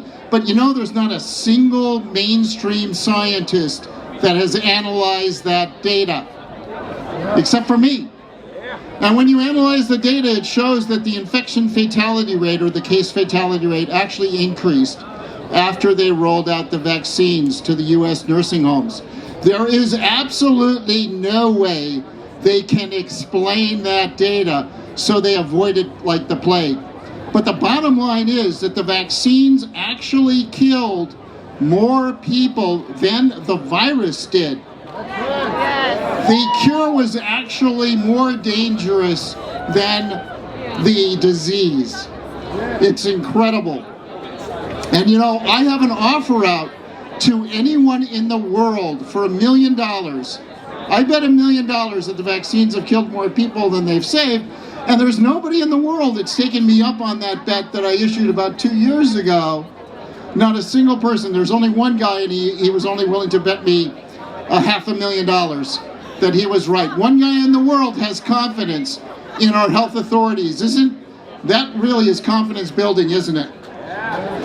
You know, I look forward to a day when we can resolve our differences in public dialogue, instead of resorting to censorship and intimidation. I look forward to the day when we have transparency of public health information, because public health outcomes are never improved when we hide the public health data from the public. There is no paper that's been published saying hiding the data will improve public health outcomes. So why do we do it? We need to let doctors be doctors. Your medical treatment shouldn't be dictated from the WHO or from the CDC or from the NIH or from anyone else. They should be between you and your doctor based on your individual circumstances and the opinion of the doctors. We flipped that on its head in this pandemic, and we paid dearly for it, in that these vaccines have killed more people than the virus did. I look forward to a day when public health officials can be challenged. Wouldn't that be great if you could actually question them and have them answer questions? I'm still looking forward to that day. You know, and I'm looking forward to a day when a vaccine that has killed more than 10 million people worldwide is actually taken off the market. Wouldn't that be great? I look forward to the day when people finally realize that scientific journals are wrong 90% of the time. You know, these scientific journals, like 10 out of 11 studies show that vaccines do not cause these side effects that the National Academy of Science, Engineering, and Medicine used to make a determination that it doesn't cause Guillain-Barré, it doesn't cause Bell's palsy, and a whole bunch of other conditions. And they say that definitively because 10 out of 11 scientific studies are completely wrong. I look forward to the day when critical thinking skills will be required in order to be a public health official. And I want to thank you all for being here today and supporting this. Thank you. Thank you, Steve. Thank you so much.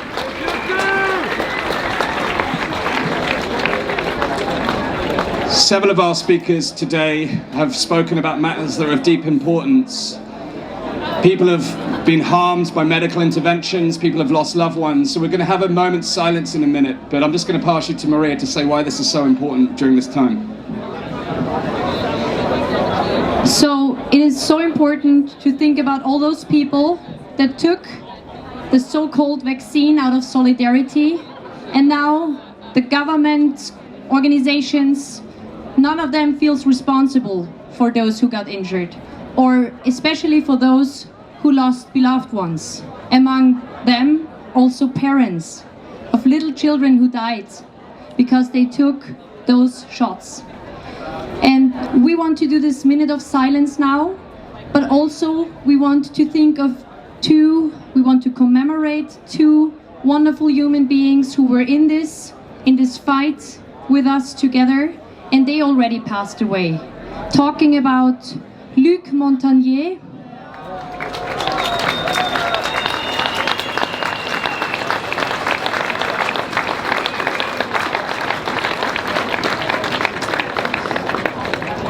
and my and Ryan Cole's personal friend, Professor Arne Burkhardt. So we start. Please join me. Place your hand on your heart if you feel called, and we'll take a minute to spare our thoughts and our prayers and our love to those who have been harmed and those who have lost loved ones. Please respect a minute of silence, and please can our friends at the back of the stage please be silent for 1 minute alongside us. Thank you so much.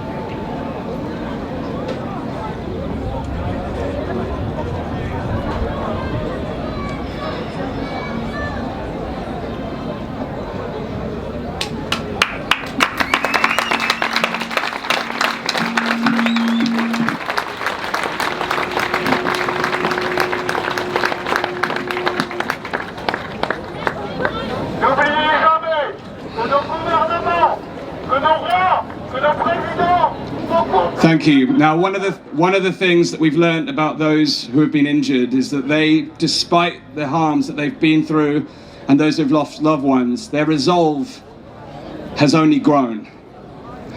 And we have someone with us today, Dr. Jessica Rose, who's a computational biologist. She's been working diligently to reveal the harms associated with COVID-19 injectable products using pharmacovigilance data. But she's also a musician.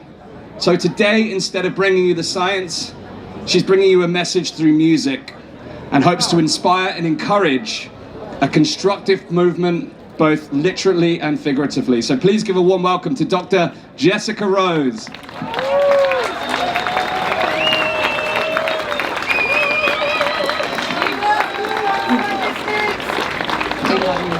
So we have to share a funny story. We have to really share a funny story. So last night, as most of you know, we also live stream on the Highwire today. So thank you, big shout out to the Highwire and the team in Texas. They got up early today. Thank you for Del Bigtree and his wife and beautiful kids who are here with us today. And there's a funny story that I need to share. It's so good. So last night, I think it was 2 a.m. for me, I was sharing the latest stage plan with his team back in Texas. And then I was going through the speakers because they put lower thirds in the screen. And then they said, what happened? Did Jessica Rose marry somebody whose last name is Rep? Because it says Jessica Rose Rep. So no, it's true. This scientist, and I am allowed to call her nerd. That's a thing between us. So she is also a musician. So this is Jessica Rose with a rep. Big applause. Thank you.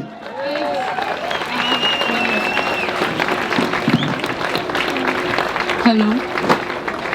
All right, I did memorize this, but I'm going to probably be reading because I've literally never done this before. I wrote a music track as well, and I hope that it plays. I really appreciate the sound guys for making this happen. Kudos to my sister for inspiring a lot of the words, and thank you guys for being here and for just being alive. I don't know what else to say. Maestro! MC Rap.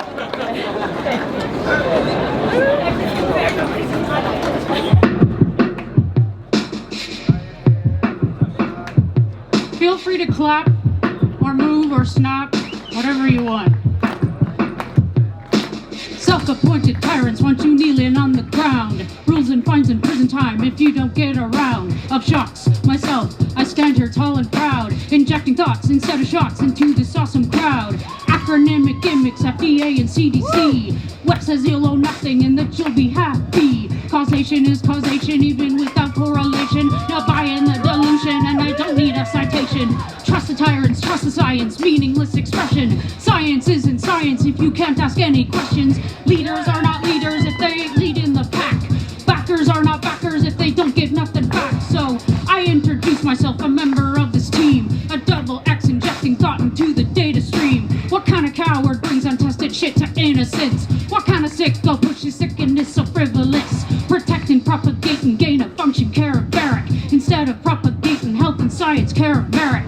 Hijack with synthetic, chimeric recombinants. Not on the attack, just building up my self-defense. So I introduce myself, a member of this team. A rebel with a cause and a girl with many dreams.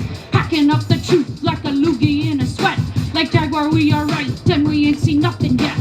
As they try to push us with their ideology and abuse newly developing technology. Harari believes that there is no free will. Choose today, choose every day, choose not to be a shill. Invasion with persuasion, no permission with request. Informed consent, not what I meant, I jab at your behest. You'll likely never know exactly what it is you've done, and also know exactly now how it is we won. So introduce yourself, a double explanation, a double X and X, Y hack into intuition. Thanks for showing us the face you hide behind veneer. Perhaps we needed tyrants to remind us why we're here. One last verse for this righteous alliance. I stand here double X, a girl who really loves science. Remember Queen Christine once said an act of non-compliance. Let your mere existence be an act of pure defiance.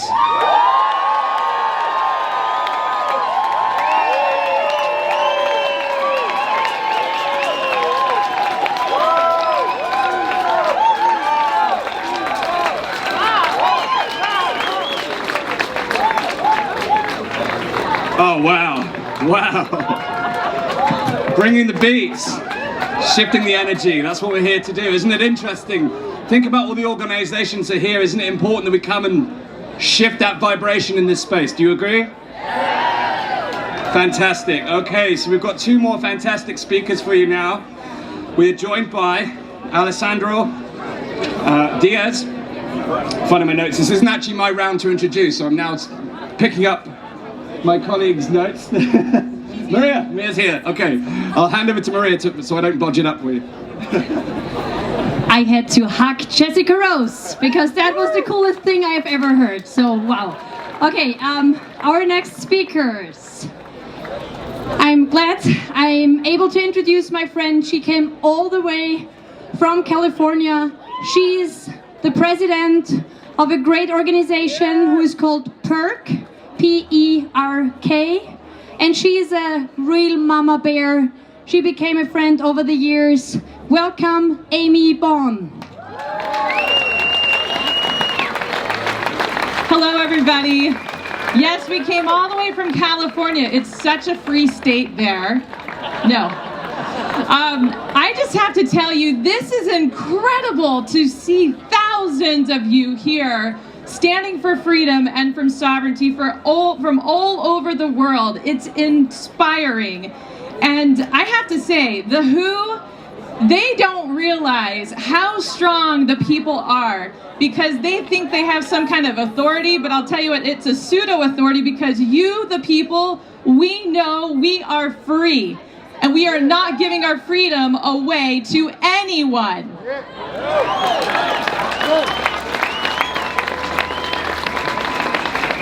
Not only that, but we will not cower or be cowards in this moment because we were born ready for today. We're born ready to speak our truth. We're born ready to stare tyranny in the face and challenge it. We're born ready to be that light and to be that truth in this world, in this time of darkness. We're the ones born ready to be resilient. We're born ready to use every one of our gifts and our talents and who we are to be in this moment, stand in this day, and be the resilient people that we are and resist anything that stands in the way between us and our God-given freedom.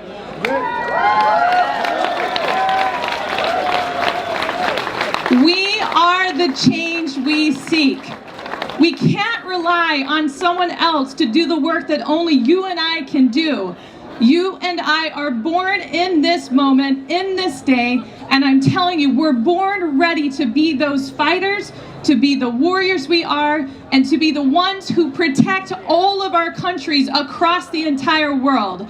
And the reason why we're going to protect our freedom and our sovereignty is because in our hearts, we know that love is what wins. Love for our country, love for our children, love for our families, love for our freedom.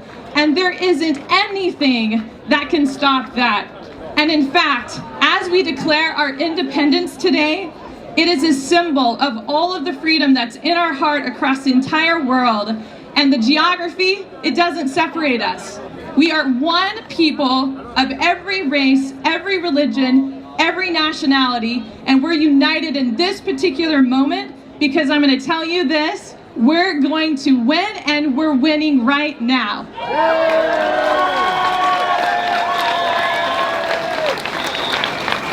The last thing I'll say to you is this. We have momentum right now. We are winning in every state and every country, and it's because we, the people, know we are free and we are strong and we're born ready for this moment. Thank you so much. Thank you so much, Amy. Wonderful. So our next speaker is a colleague of mine. I'm also a medical doctor, and this is my colleague, Dr. Alejandro Diaz, coming from Mexico. So,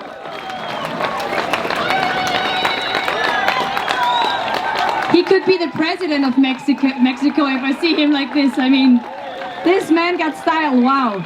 So, he is a pediatrician. So, he takes care of children. I love it so much when especially the pediatricians stand up because I was missing them to stand up over the last years. Thank you so much for all your work. Thank you so much. Thank you. Hi, Geneva. Bonsoir. It's fantastic to be here. I'm very honored to be here in this historical moment. And I would like to share this very quick speech for you. Today, we gather here in the Mecca of global bureaucracy to defend medical freedom and national sovereignty. The world's leading health authority, the WHO, sponsored the gross mismanagement of COVID-era health policy, which will have generational consequences. We must not allow them to make the same mistakes for future health contingencies. This treaty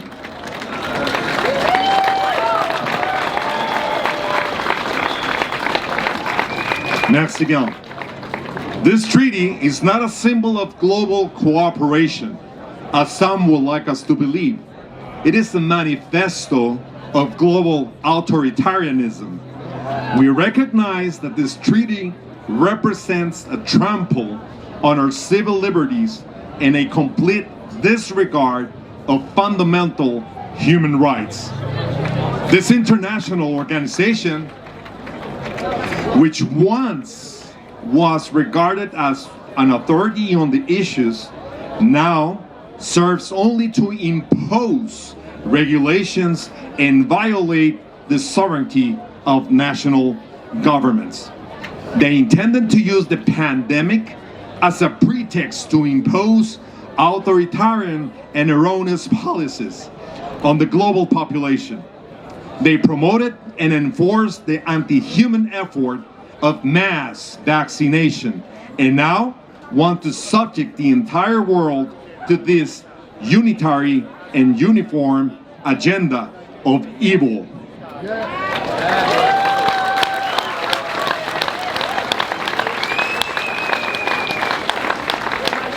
Gracias. We must not bow down to an institution led by individuals with no regard for human autonomy. Medical freedom is not only a concept, medical freedom is a human right. International institutions must not infringe on these fundamental principles. We must transform health policies to embrace the vision of true health care, to replace the sick care system that is in place today. I implore governments and heads of states to heed to our calling, to listen to our voices, and recognize that sovereignty as nations, as individuals, and as patients is not negotiable. Thank you so much. Merci bien. Au revoir.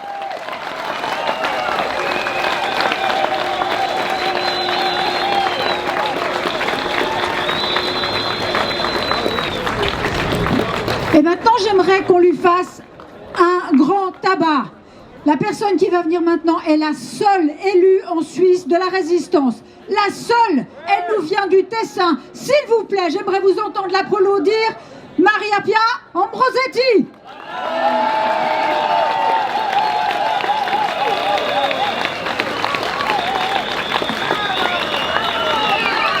Grazie, grazie, grazie.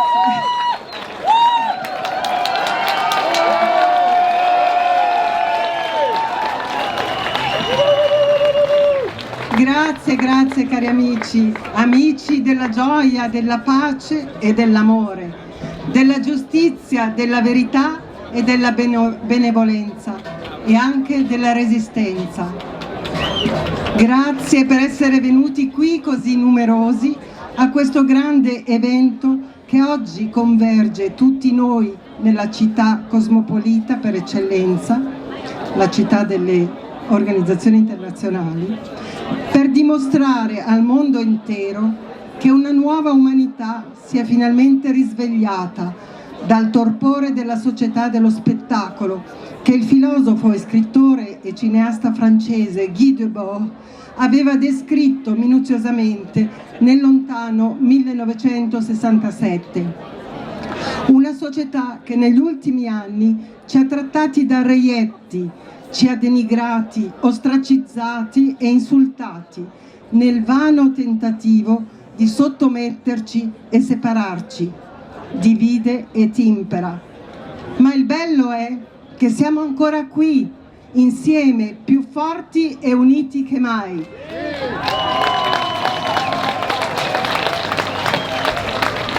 E questo grazie a una pandemia che ha avuto il merito di svelare il vero volto del sistema.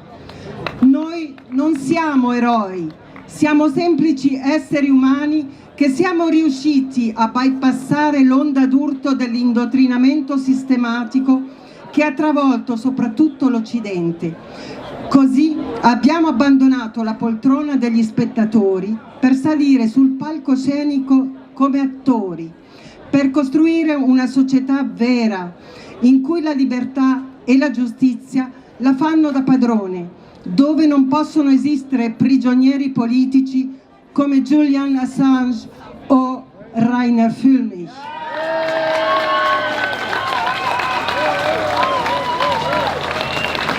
Nella nuova umanità siamo attori creativi, responsabili e determinati e tendiamo la mano a chiunque voglia salire sul palcoscenico insieme a noi.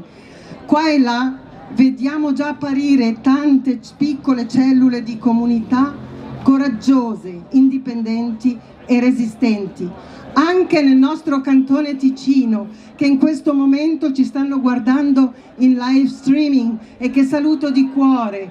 Ciao amici, grazie, a presto!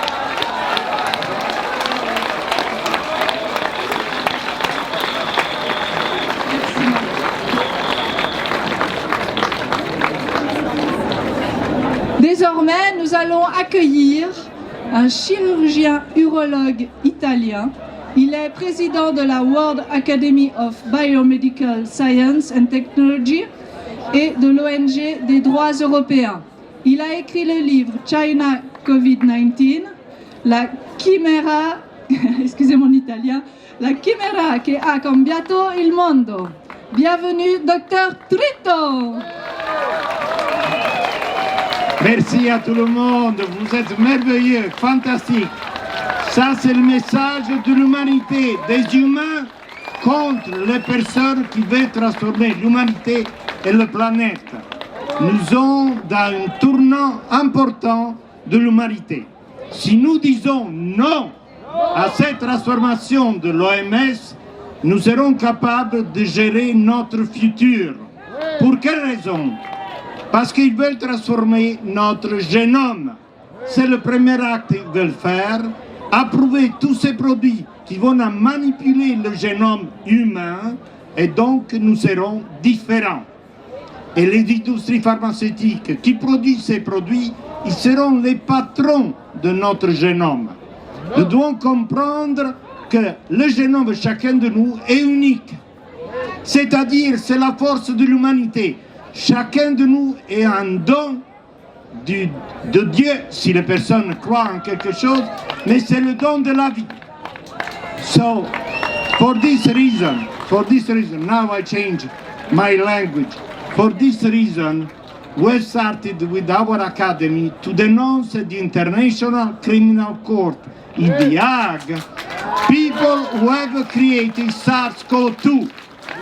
We have put the name of these people, including also the director, the actual director of WHO, Tedros, who has 2 incriminations at the International Court for crime against humanity.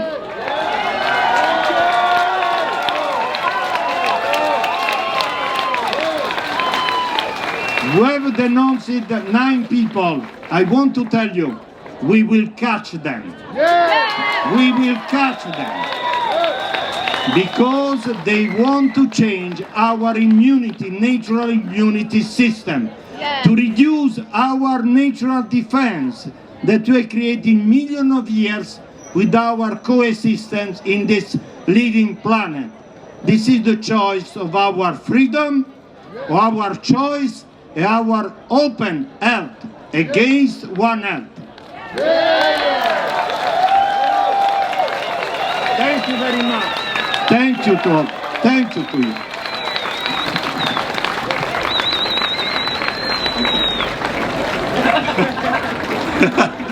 One for the live stream.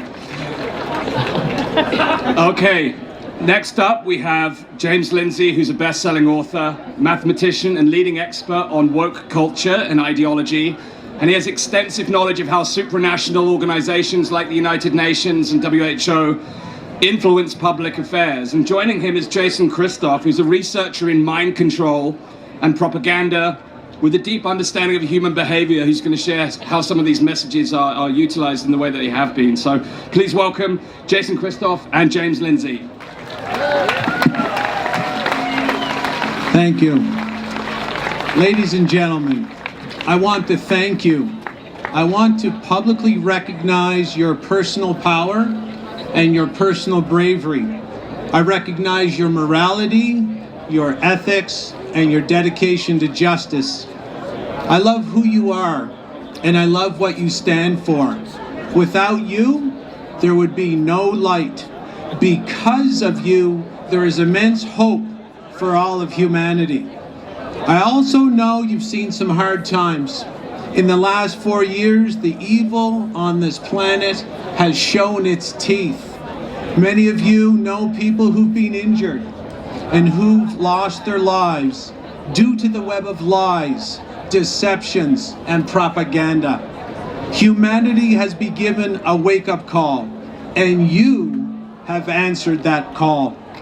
I wanted to thank you for doing what's right instead of doing what's easy. I wanted to thank you for placing morality above money. The group we're dealing with has key weaknesses, which in the end is our collective strength. This group has a 1-2 punch, which they've used against humanity for all of recorded history and beyond. That 1-2 punch is mind control and poison. Without these two modalities of control, they have no power. So this is where we strike. If you go to my website, jchristoff.com, I've personally produced 2 videos for everyone here which explains how this mind control and poison-based slavery system is used against you and your family every single day. If you know how the magician does his tricks, the magic show fails to impress. This group isn't just after you, they're after your children.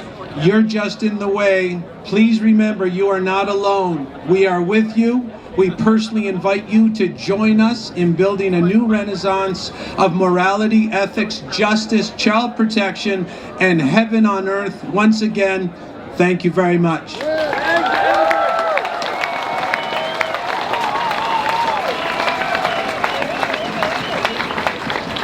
Thank you all for being here. We stand in front of the global headquarters of one of the most evil organizations ever to curse this planet, and I'm here to condemn it. We may as well be making this event in Red Square in 1934, or before the Chancellery of Berlin in 1944, or in Tiananmen Square in 1954, because the ambition of Geneva in 2024 is the same. Their ambition is to control the world with a global tyranny and a global religion called sustainability and inclusion. This vision was first articulated by a former Assistant Secretary General of this organization named Robert Mueller, who laid out a vision leading up to the Millennium Assembly 25 years ago, not just for a global tyranny, but for the United Nations to seize control of the entire evolution of man and the evolution of Earth. That cannot be. He put forth this vision believing that the world is a meta-organism.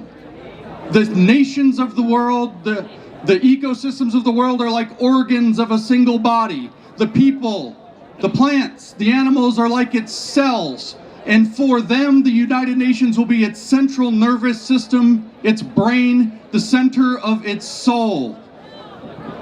Obviously, we will have to sacrifice our sovereignties, national and individual, to achieve this vision, this evil, demonic vision, and we must say no. The Sustainable Development Goals show that this has crystallized and was taken seriously, and we come to Geneva to say no, we will not go with you. We will not allow this. Absolutely not. Our sovereignty is sacred. We cannot give it, and you cannot take it from us. But to the United Nations, I give a warning. That is not a building of glass and steel and concrete. That is Babel. And God shall not be mocked. Their judgment is coming. Thank you.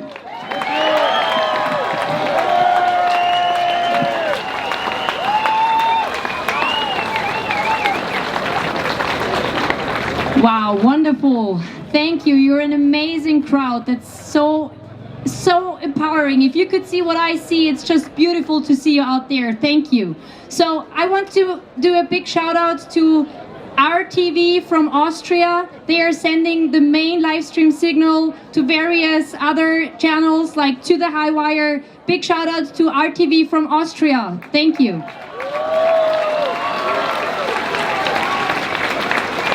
And now, our next speaker.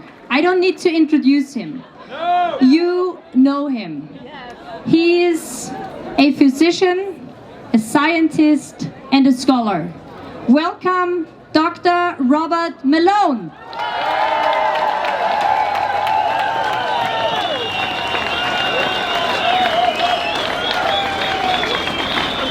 It's always a hard act to follow James Lindsay, so please forgive me if I don't meet the status. I'd like to speak to you of the Battle of Evermore. We're here in Geneva, the international capital of globalism. We all sense an impending battle. But do we know who is friend and who is foe? Do we understand our allies as well as our opponents? Simple stereotypes will not lead us to victory. Both sides think they represent the future. Both sides think that they're battling evil to save the world. All involved passionately believe they fight for the common good. On one side, with a sense of noblesse oblige, a transnational elite works to advance a unified, globalized, centralized political and economic world order. A world order based on a command economy rooted in massive databases, predictive artificial intelligence-driven decision-making, and the merging of man and machine to create a new species. Fulfilling this objective is believed to require universal surveillance, propaganda powered by modern psychology, algorithmic censorship, cultural homogenization, and centralized automated economic controls and resource allocation. I believe this will be a digital, technocratic, and bureaucratic hell. I believe that Yeats' rough beast, its hour come round at last, now slouches towards Geneva to be born. And I believe in humanity, and I believe in the divine. Our side believes in the pragmatic benefits of the principle of subsidiarity, which is written into the charter of the European Union. That being decision-making at the most local, competent, politically representative structure. Decentralization. We believe in decentralization, nationalism, unique cultural identities, individual and national sovereignty, and the power of human innovation. Centralized planning and control destroys the ability of individuals, cultures, and nations to innovate. Globalized, centralized planning and control will kill the motivation and ability of the human race to adapt to changing conditions. After the Soviet Union and so many others, do we really need another example before we can learn this lesson? Or does each era need to recycle history? Elevating a new globalized, centralized nobility will not lead to prosperity, innovation, and effective adaptation. It will destroy these things. We've seen the failure of this model over the last few years in the COVID crisis. How many more examples do we need? No more. I believe in the power of diversified, independent thought, cultural heritage, and freedom. In this battle, I do not know which vision will prevail. What I do know is that old imperialistic models are outdated, and old empires and old ways of geopolitical thought face imminent collapse. but they will not go quietly into the night. And what I am absolutely sure of is that censorship will not save this version of imperialism currently hiding behind the weaponized propaganda term democracy. And that the weaponization of fear of infectious disease to control human behavior is ethically evil. And that those who deploy these unethical practices to advance their objectives of political power, profit, and control should be shamed and condemned. The use of psychological bioterrorism is wrong and it must stop. For the sake of our children, we must oppose both transhumanism and weaponized fear. And we must insist on freedom, damn it.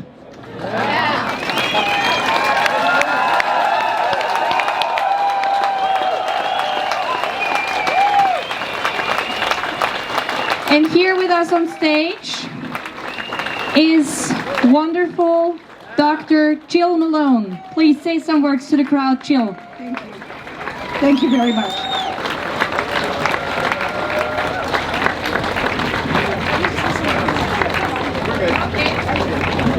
The wonderful wife of Dr. Robert Malone. Thank you so much for all that you're doing. Thank you. So, I pass over the mic to my friend, then Astrid Gregory.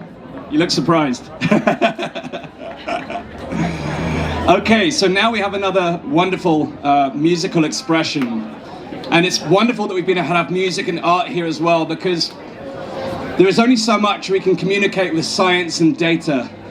But there is so many people we can move with words and creativity and music. So it's a real honor that we were able to introduce Jeff Sewell, who's a multi-platinum selling international recording artist and tenor from New Zealand. He sold millions of records around the world. We're truly privileged to have him with us here this afternoon. So please welcome, with a warm welcome, Jeff Sewell.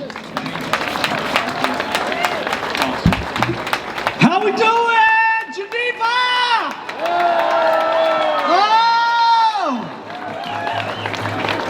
Did you know the #1 activity that unites family, community, and nations is singing? I want you to sing with me, because even though the storm is here, you will never walk alone. Let's sing it. I'm going to start a cappella.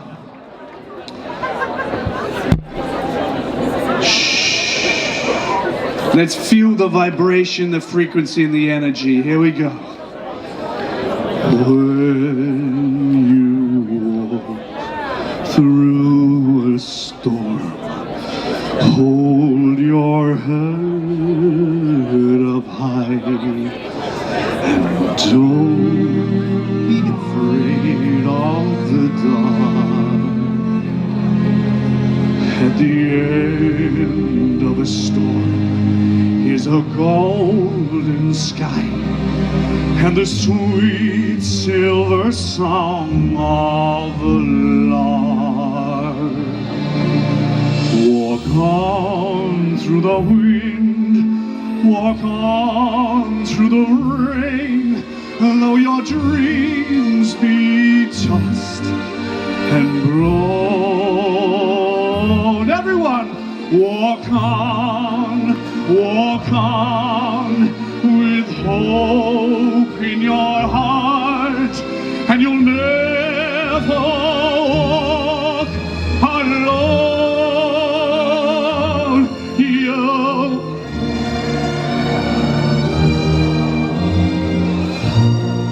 Oh yeah, let's change the key. When you walk on with hope in your heart, and you'll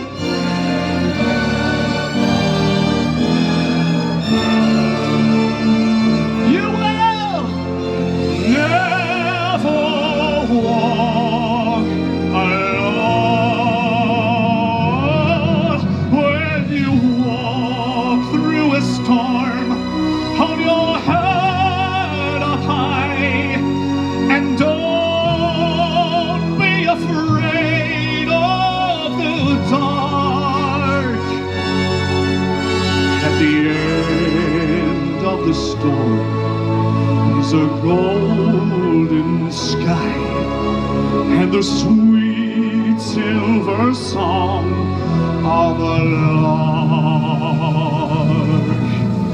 Walk on through the wind, walk on through the rain, though your dreams be tossed and blown. Everyone, walk on with hope in your heart, and you'll never walk alone. We're together. You'll one more time, loud and proud. Walk on with hope in your heart, and you'll never walk alone. You'll never walk alone.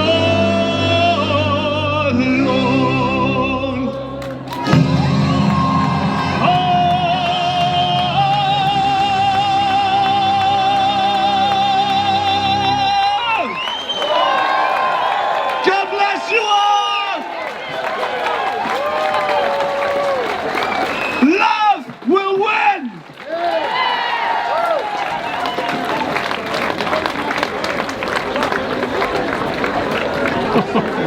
Oh, wow. That song, for me personally, I was in tears at the side of the stage. That song for the last 4 years has got me through many hard moments. I had no idea what Jeff would be singing today. And when I just heard those words, there was no holding back. Oh my gosh.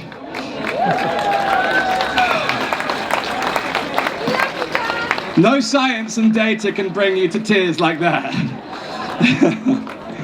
So I'm going to bring Maria back up. We've got a couple of thank yous, and then we've got our next set of speakers. So over to you, please, Maria, and we're going to say a few thanks.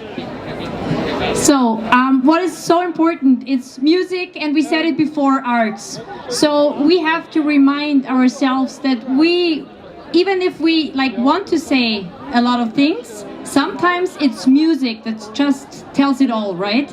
So I also want to thank not only the artists and the musicians, I want to thank all of the media outlets here, all the live streamers, all the independent free media that brings the message out. Thank you so much to all of you. Thank you. Big applause.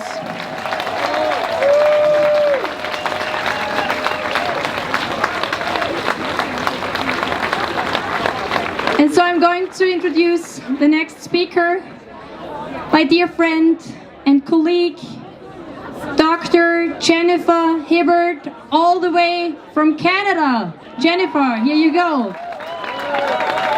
Thank you so much. It's a pleasure to be here. It's an honor to be here with all of you. And bonjour mes amis, je suis Jennifer Hibbert du Canada. I am calling out to people of all countries. Each one of us came into this world with inalienable rights that no one can take from us. We have the power to create the world that we want to live in. This change we are all learning and now know it starts in our own home. And then we create small communities around us and we share that information because this is key and this is what we're doing here today. We're coming together, sharing information, and we'll take this all back home. I do want to tell you, we want to learn also, most importantly, how to source fresh food, fresh water, and fresh air. And this is what we're working out together. I'm a strategist like everybody that's here and meeting here in Geneva, and so are every one of you. We're trying to figure it out, and we will find our way. We say no to the WHO's intended power grab. Say no to their fear tactics in the name of health. Yes. Now is our opportunity to create and co-create the positive changes we want to see in this world. This is an incredible time to be alive. Make no mistake about that. Each and every one of us have chosen to be here at this time in history. This is a beautiful time to be here, and everything is worthwhile. We do have to work together, and thank you so much for having me here today.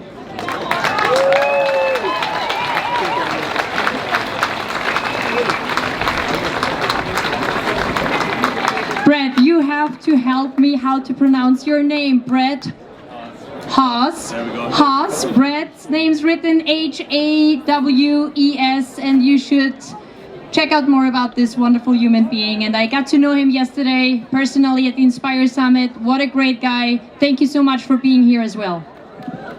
Thank you. And it's so good to see all of you here, because some of us have been doing this work for so long and it was quiet. So I want you to give yourself a huge round of applause for being here, because we can't do this without you. You know, we have some serious problems going on in the world. We know the corruption, the capitalization, the swaying of science. But we have an even bigger problem here, which no one is talking about, and that is the foundational principles of healthcare and medicine. The medical system is a predatory system that capitalizes and profits from our sickness. And what they're trying to do is corral us into a system where that is going to become amplified. This is a system that does not work for the people. It is designed to work for the system so that they can make more money from our sickness. So as the old system crumbles, you are all here bringing down the old system. That's why you're here. And we need something new in its place. So what I envision is a system that is based on healthcare, with your health and wellness and vitality in mind. And if we put prevention, proactiveness, a cooperative effort into healthcare, we will have a healthy, vital, strong population that requires less attention and care from drugs, pharmaceuticals, the medical system, and surgery. And that is exactly how we bring down the system. There's two ways to fight fire. You fight fire with fire, or you choke it out and starve it with oxygen. So I thank you all for being here today once again. Have a blessed day.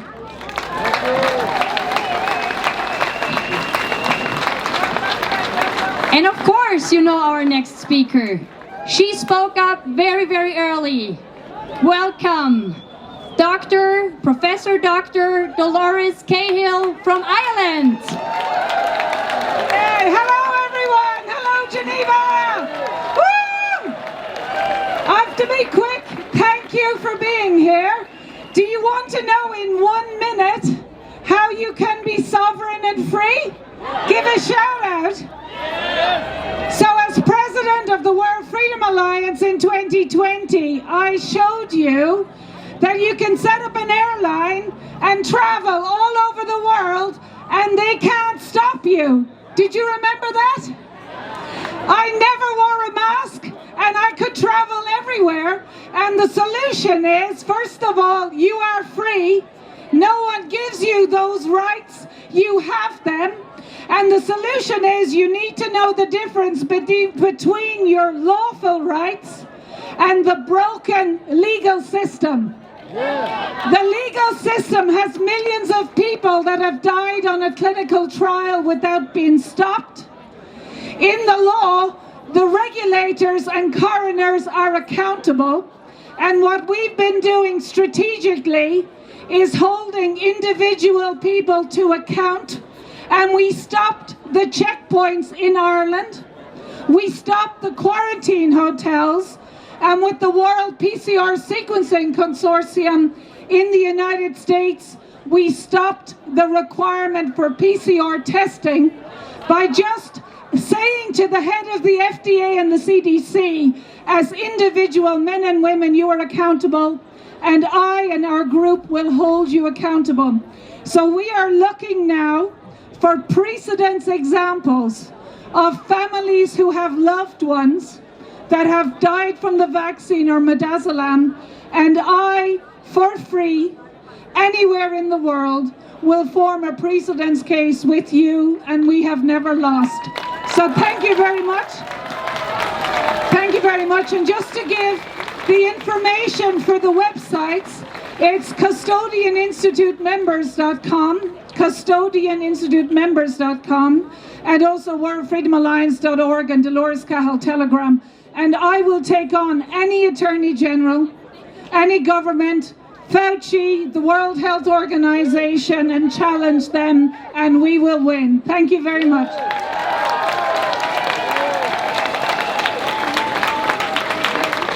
Thank you so much, Dolores. Thank you. Et maintenant, j'aimerais vous présenter encore un Suisse, le président d'un mouvement citoyen suisse alémanique qui combat pour la souveraineté de la Suisse. Entre nous, on l'appelle der Mann mit den langen Haaren und der Zigarre. Ah, je crois que tout le monde l'a reconnu. C'est le président de Massvoll, Nicolas Riboldi. Merci, Michel. Merci. Hello, freedom fighters for all over the world. Welcome to Switzerland. Thank you for being here today. Thank you for fighting against the dying of the light, because we do not go gentle into that good night. We fight for freedom for the sake of humanity.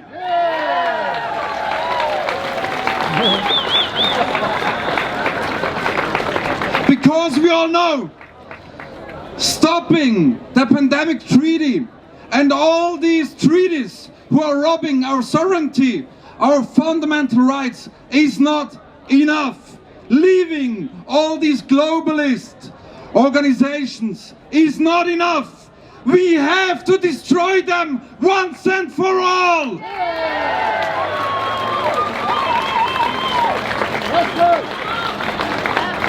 We are standing here at the turning of the tide.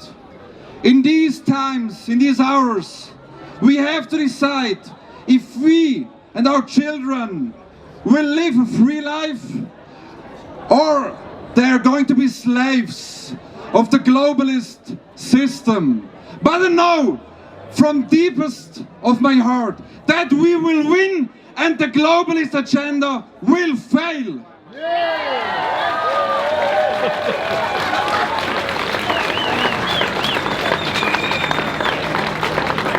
The Swiss movement Massvoll was the first organization worldwide who stood up against the WHO pandemic treaty in February 22.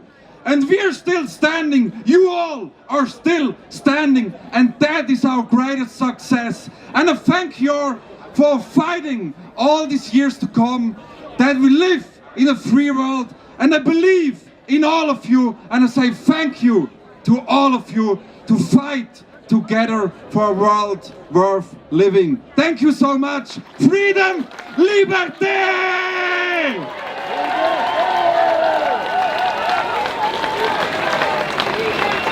Liberté, liberté, liberté! Thank you!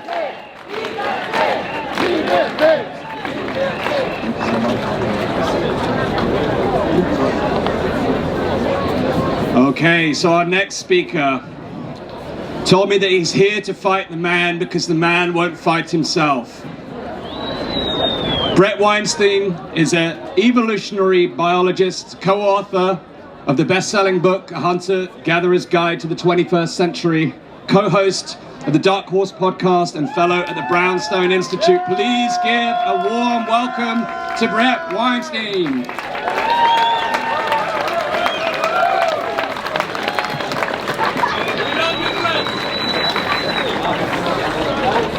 Ladies and gentlemen, citizens of the world, we are under attack.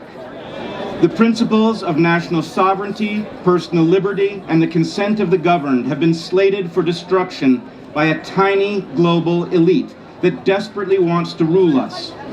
They aim to dictate what we are allowed to do, to say, and to think, to control where and when we may travel, what drugs and injections we must take, what doubts we are allowed to harbor. They want the ability to shut down discussion and to close down the channels we use to challenge the veracity of their narratives and the legitimacy of their power. In short, they are angry that we successfully pulled back the curtain during the COVID era, and they are itching for a rematch. They are working overtime at the World Health Organization to rewrite all the rules so that next time they can win. That is the true meaning of these negotiations over what they falsely call pandemic preparedness. They are seeking an unprecedented level of control. They must fail, and they will.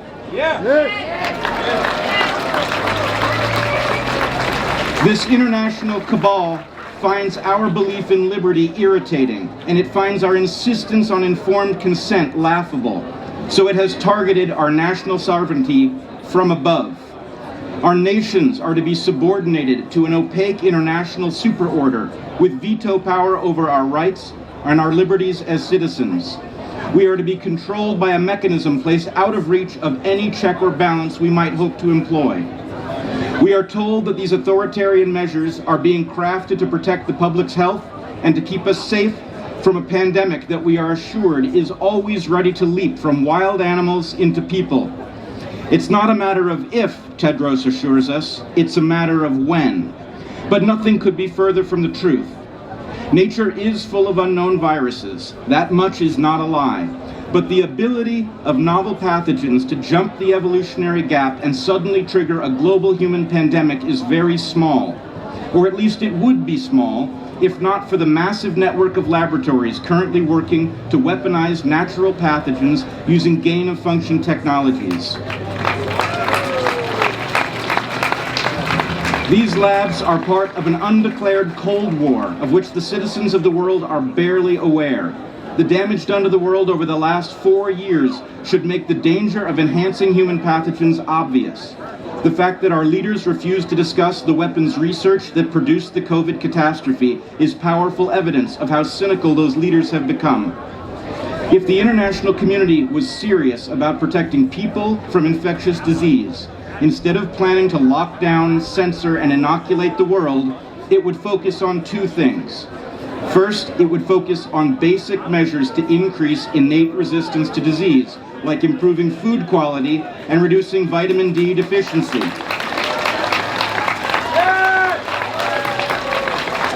Second, it would focus on shutting down the labs that weaponize pathogens and place us all in jeopardy of laboratory leaks.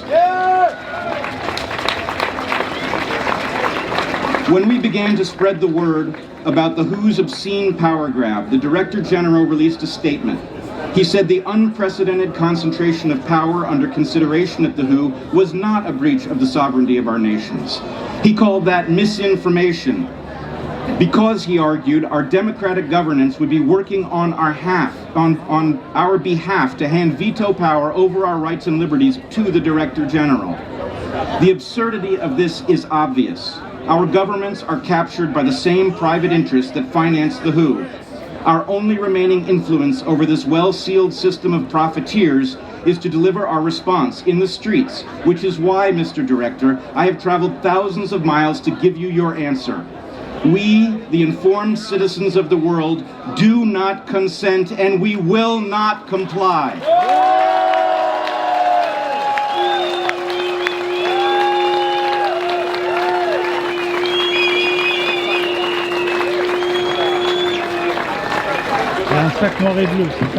I think we're all here to fight the man. Who's here to fight the man? The system that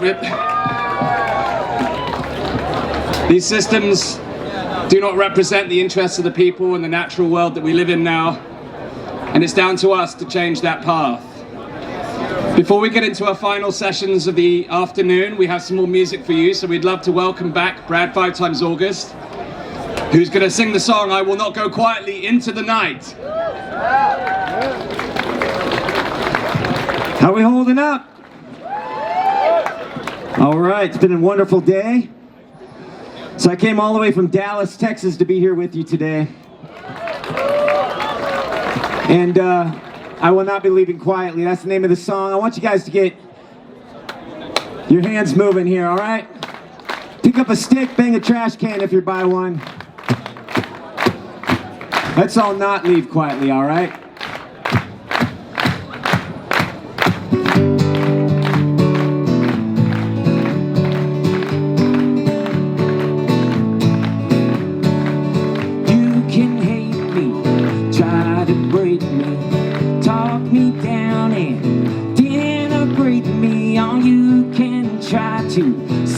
every word, but I will not be leaving quietly, no. I won't leave, I won't leave, I will not be leaving quietly. You can mock me, try to outsmart me, you can shame me and try to blame me, all you can do your best to shut me up, but I will not be leaving quietly, no.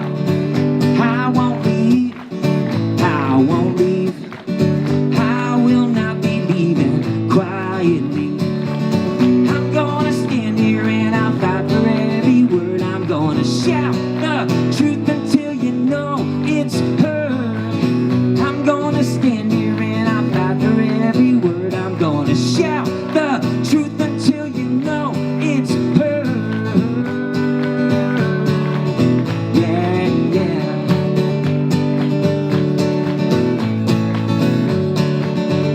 You can scold me, attempt to control me, ban me and censor and label and troll me. All you can push me, try to kick me out, but I will not be leaving quietly, no. I won't leave, I won't leave, I will not be leaving quietly.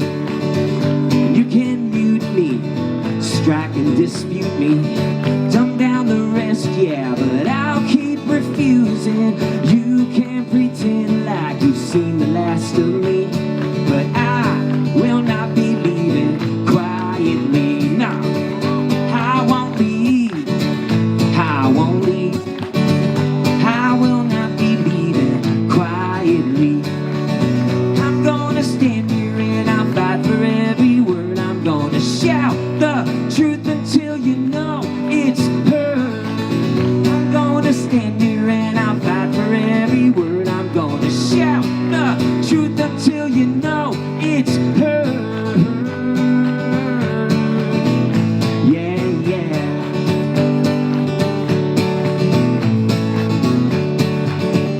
You can hate me, try to break me, talk me down and denigrate me. All you can try to silence every word, but I will not be leaving quietly. Let me hear you now. I won't leave, I won't leave, I will not be leaving quietly. You can do better than that.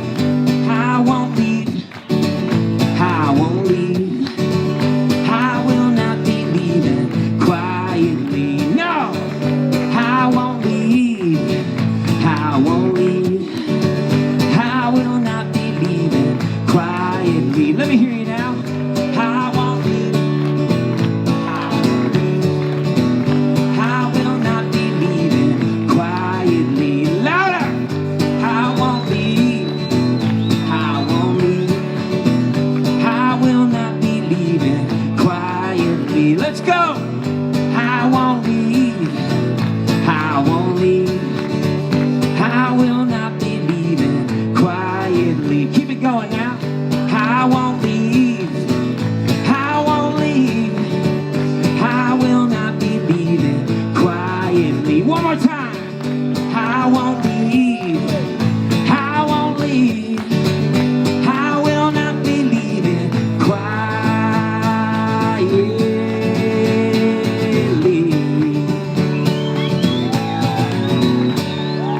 Thank y'all so much. Do not leave quietly today. Let them heal you back there. Thank you so much.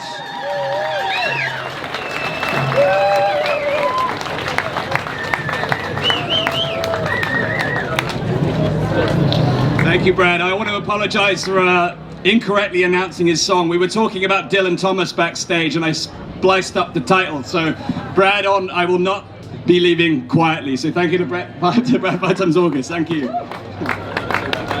Wonderful. So next we have two speakers, but before I introduce them, I just wanted to tell the people this is the United Nations office at Geneva. So the headquarters in New York, but this is the United Nations office at Geneva, just to clarify, because some people might think this is the headquarters, but it's like the Genevan base, okay? So our next speakers are coming from the United States of America. I'm happy that I'm able to introduce two strong women that I saw 2 times on the High Wire, and now they are here with us. Kristen Megan Kelly and Tammy Clark are seasoned exposure scientists known as industrial hygienists with over 40 years of experience. They specialize in anticipating, recognizing, and controlling health hazards in workplaces and public spaces. Their expert testimonies were pivotal in challenging improper pandemic responses, defeating mandates across the US, and fostering international education on effective public health measures. Welcome, you two strong women on stage. Thank you.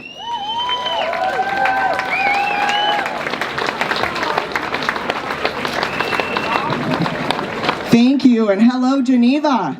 It's great to be with you, world. It's great to be with you here in the Lion's Den, in the heart of globalism. But we have a message to encourage, inspire, and educate you, hopefully to activate you to all be the solutions in your own communities, because local politics is really where politics happens. If you can take back things in your local communities and your nations, we can save the world. Hello, bonjour! Many of you in this crowd today may know me as the United States Air Force geoengineering whistleblower. But today I'm here to educate the world and promote unity. As discussed in our introduction, we are the critical responders during a pandemic. Unfortunately, our professions were sidelined, leading to a harmful promotion of ineffective control measures. So what is a control measure? We follow something called the hierarchy of safety and controls. And over the past 4 years, engineering controls were the corrective action needed. And as soon as it was known that COVID was aerosolized. For example, increasing your air exchanges lifts this hazard out of the breathing zone because COVID-19 is primarily spread through the inhalation of aerosols into the deep lung.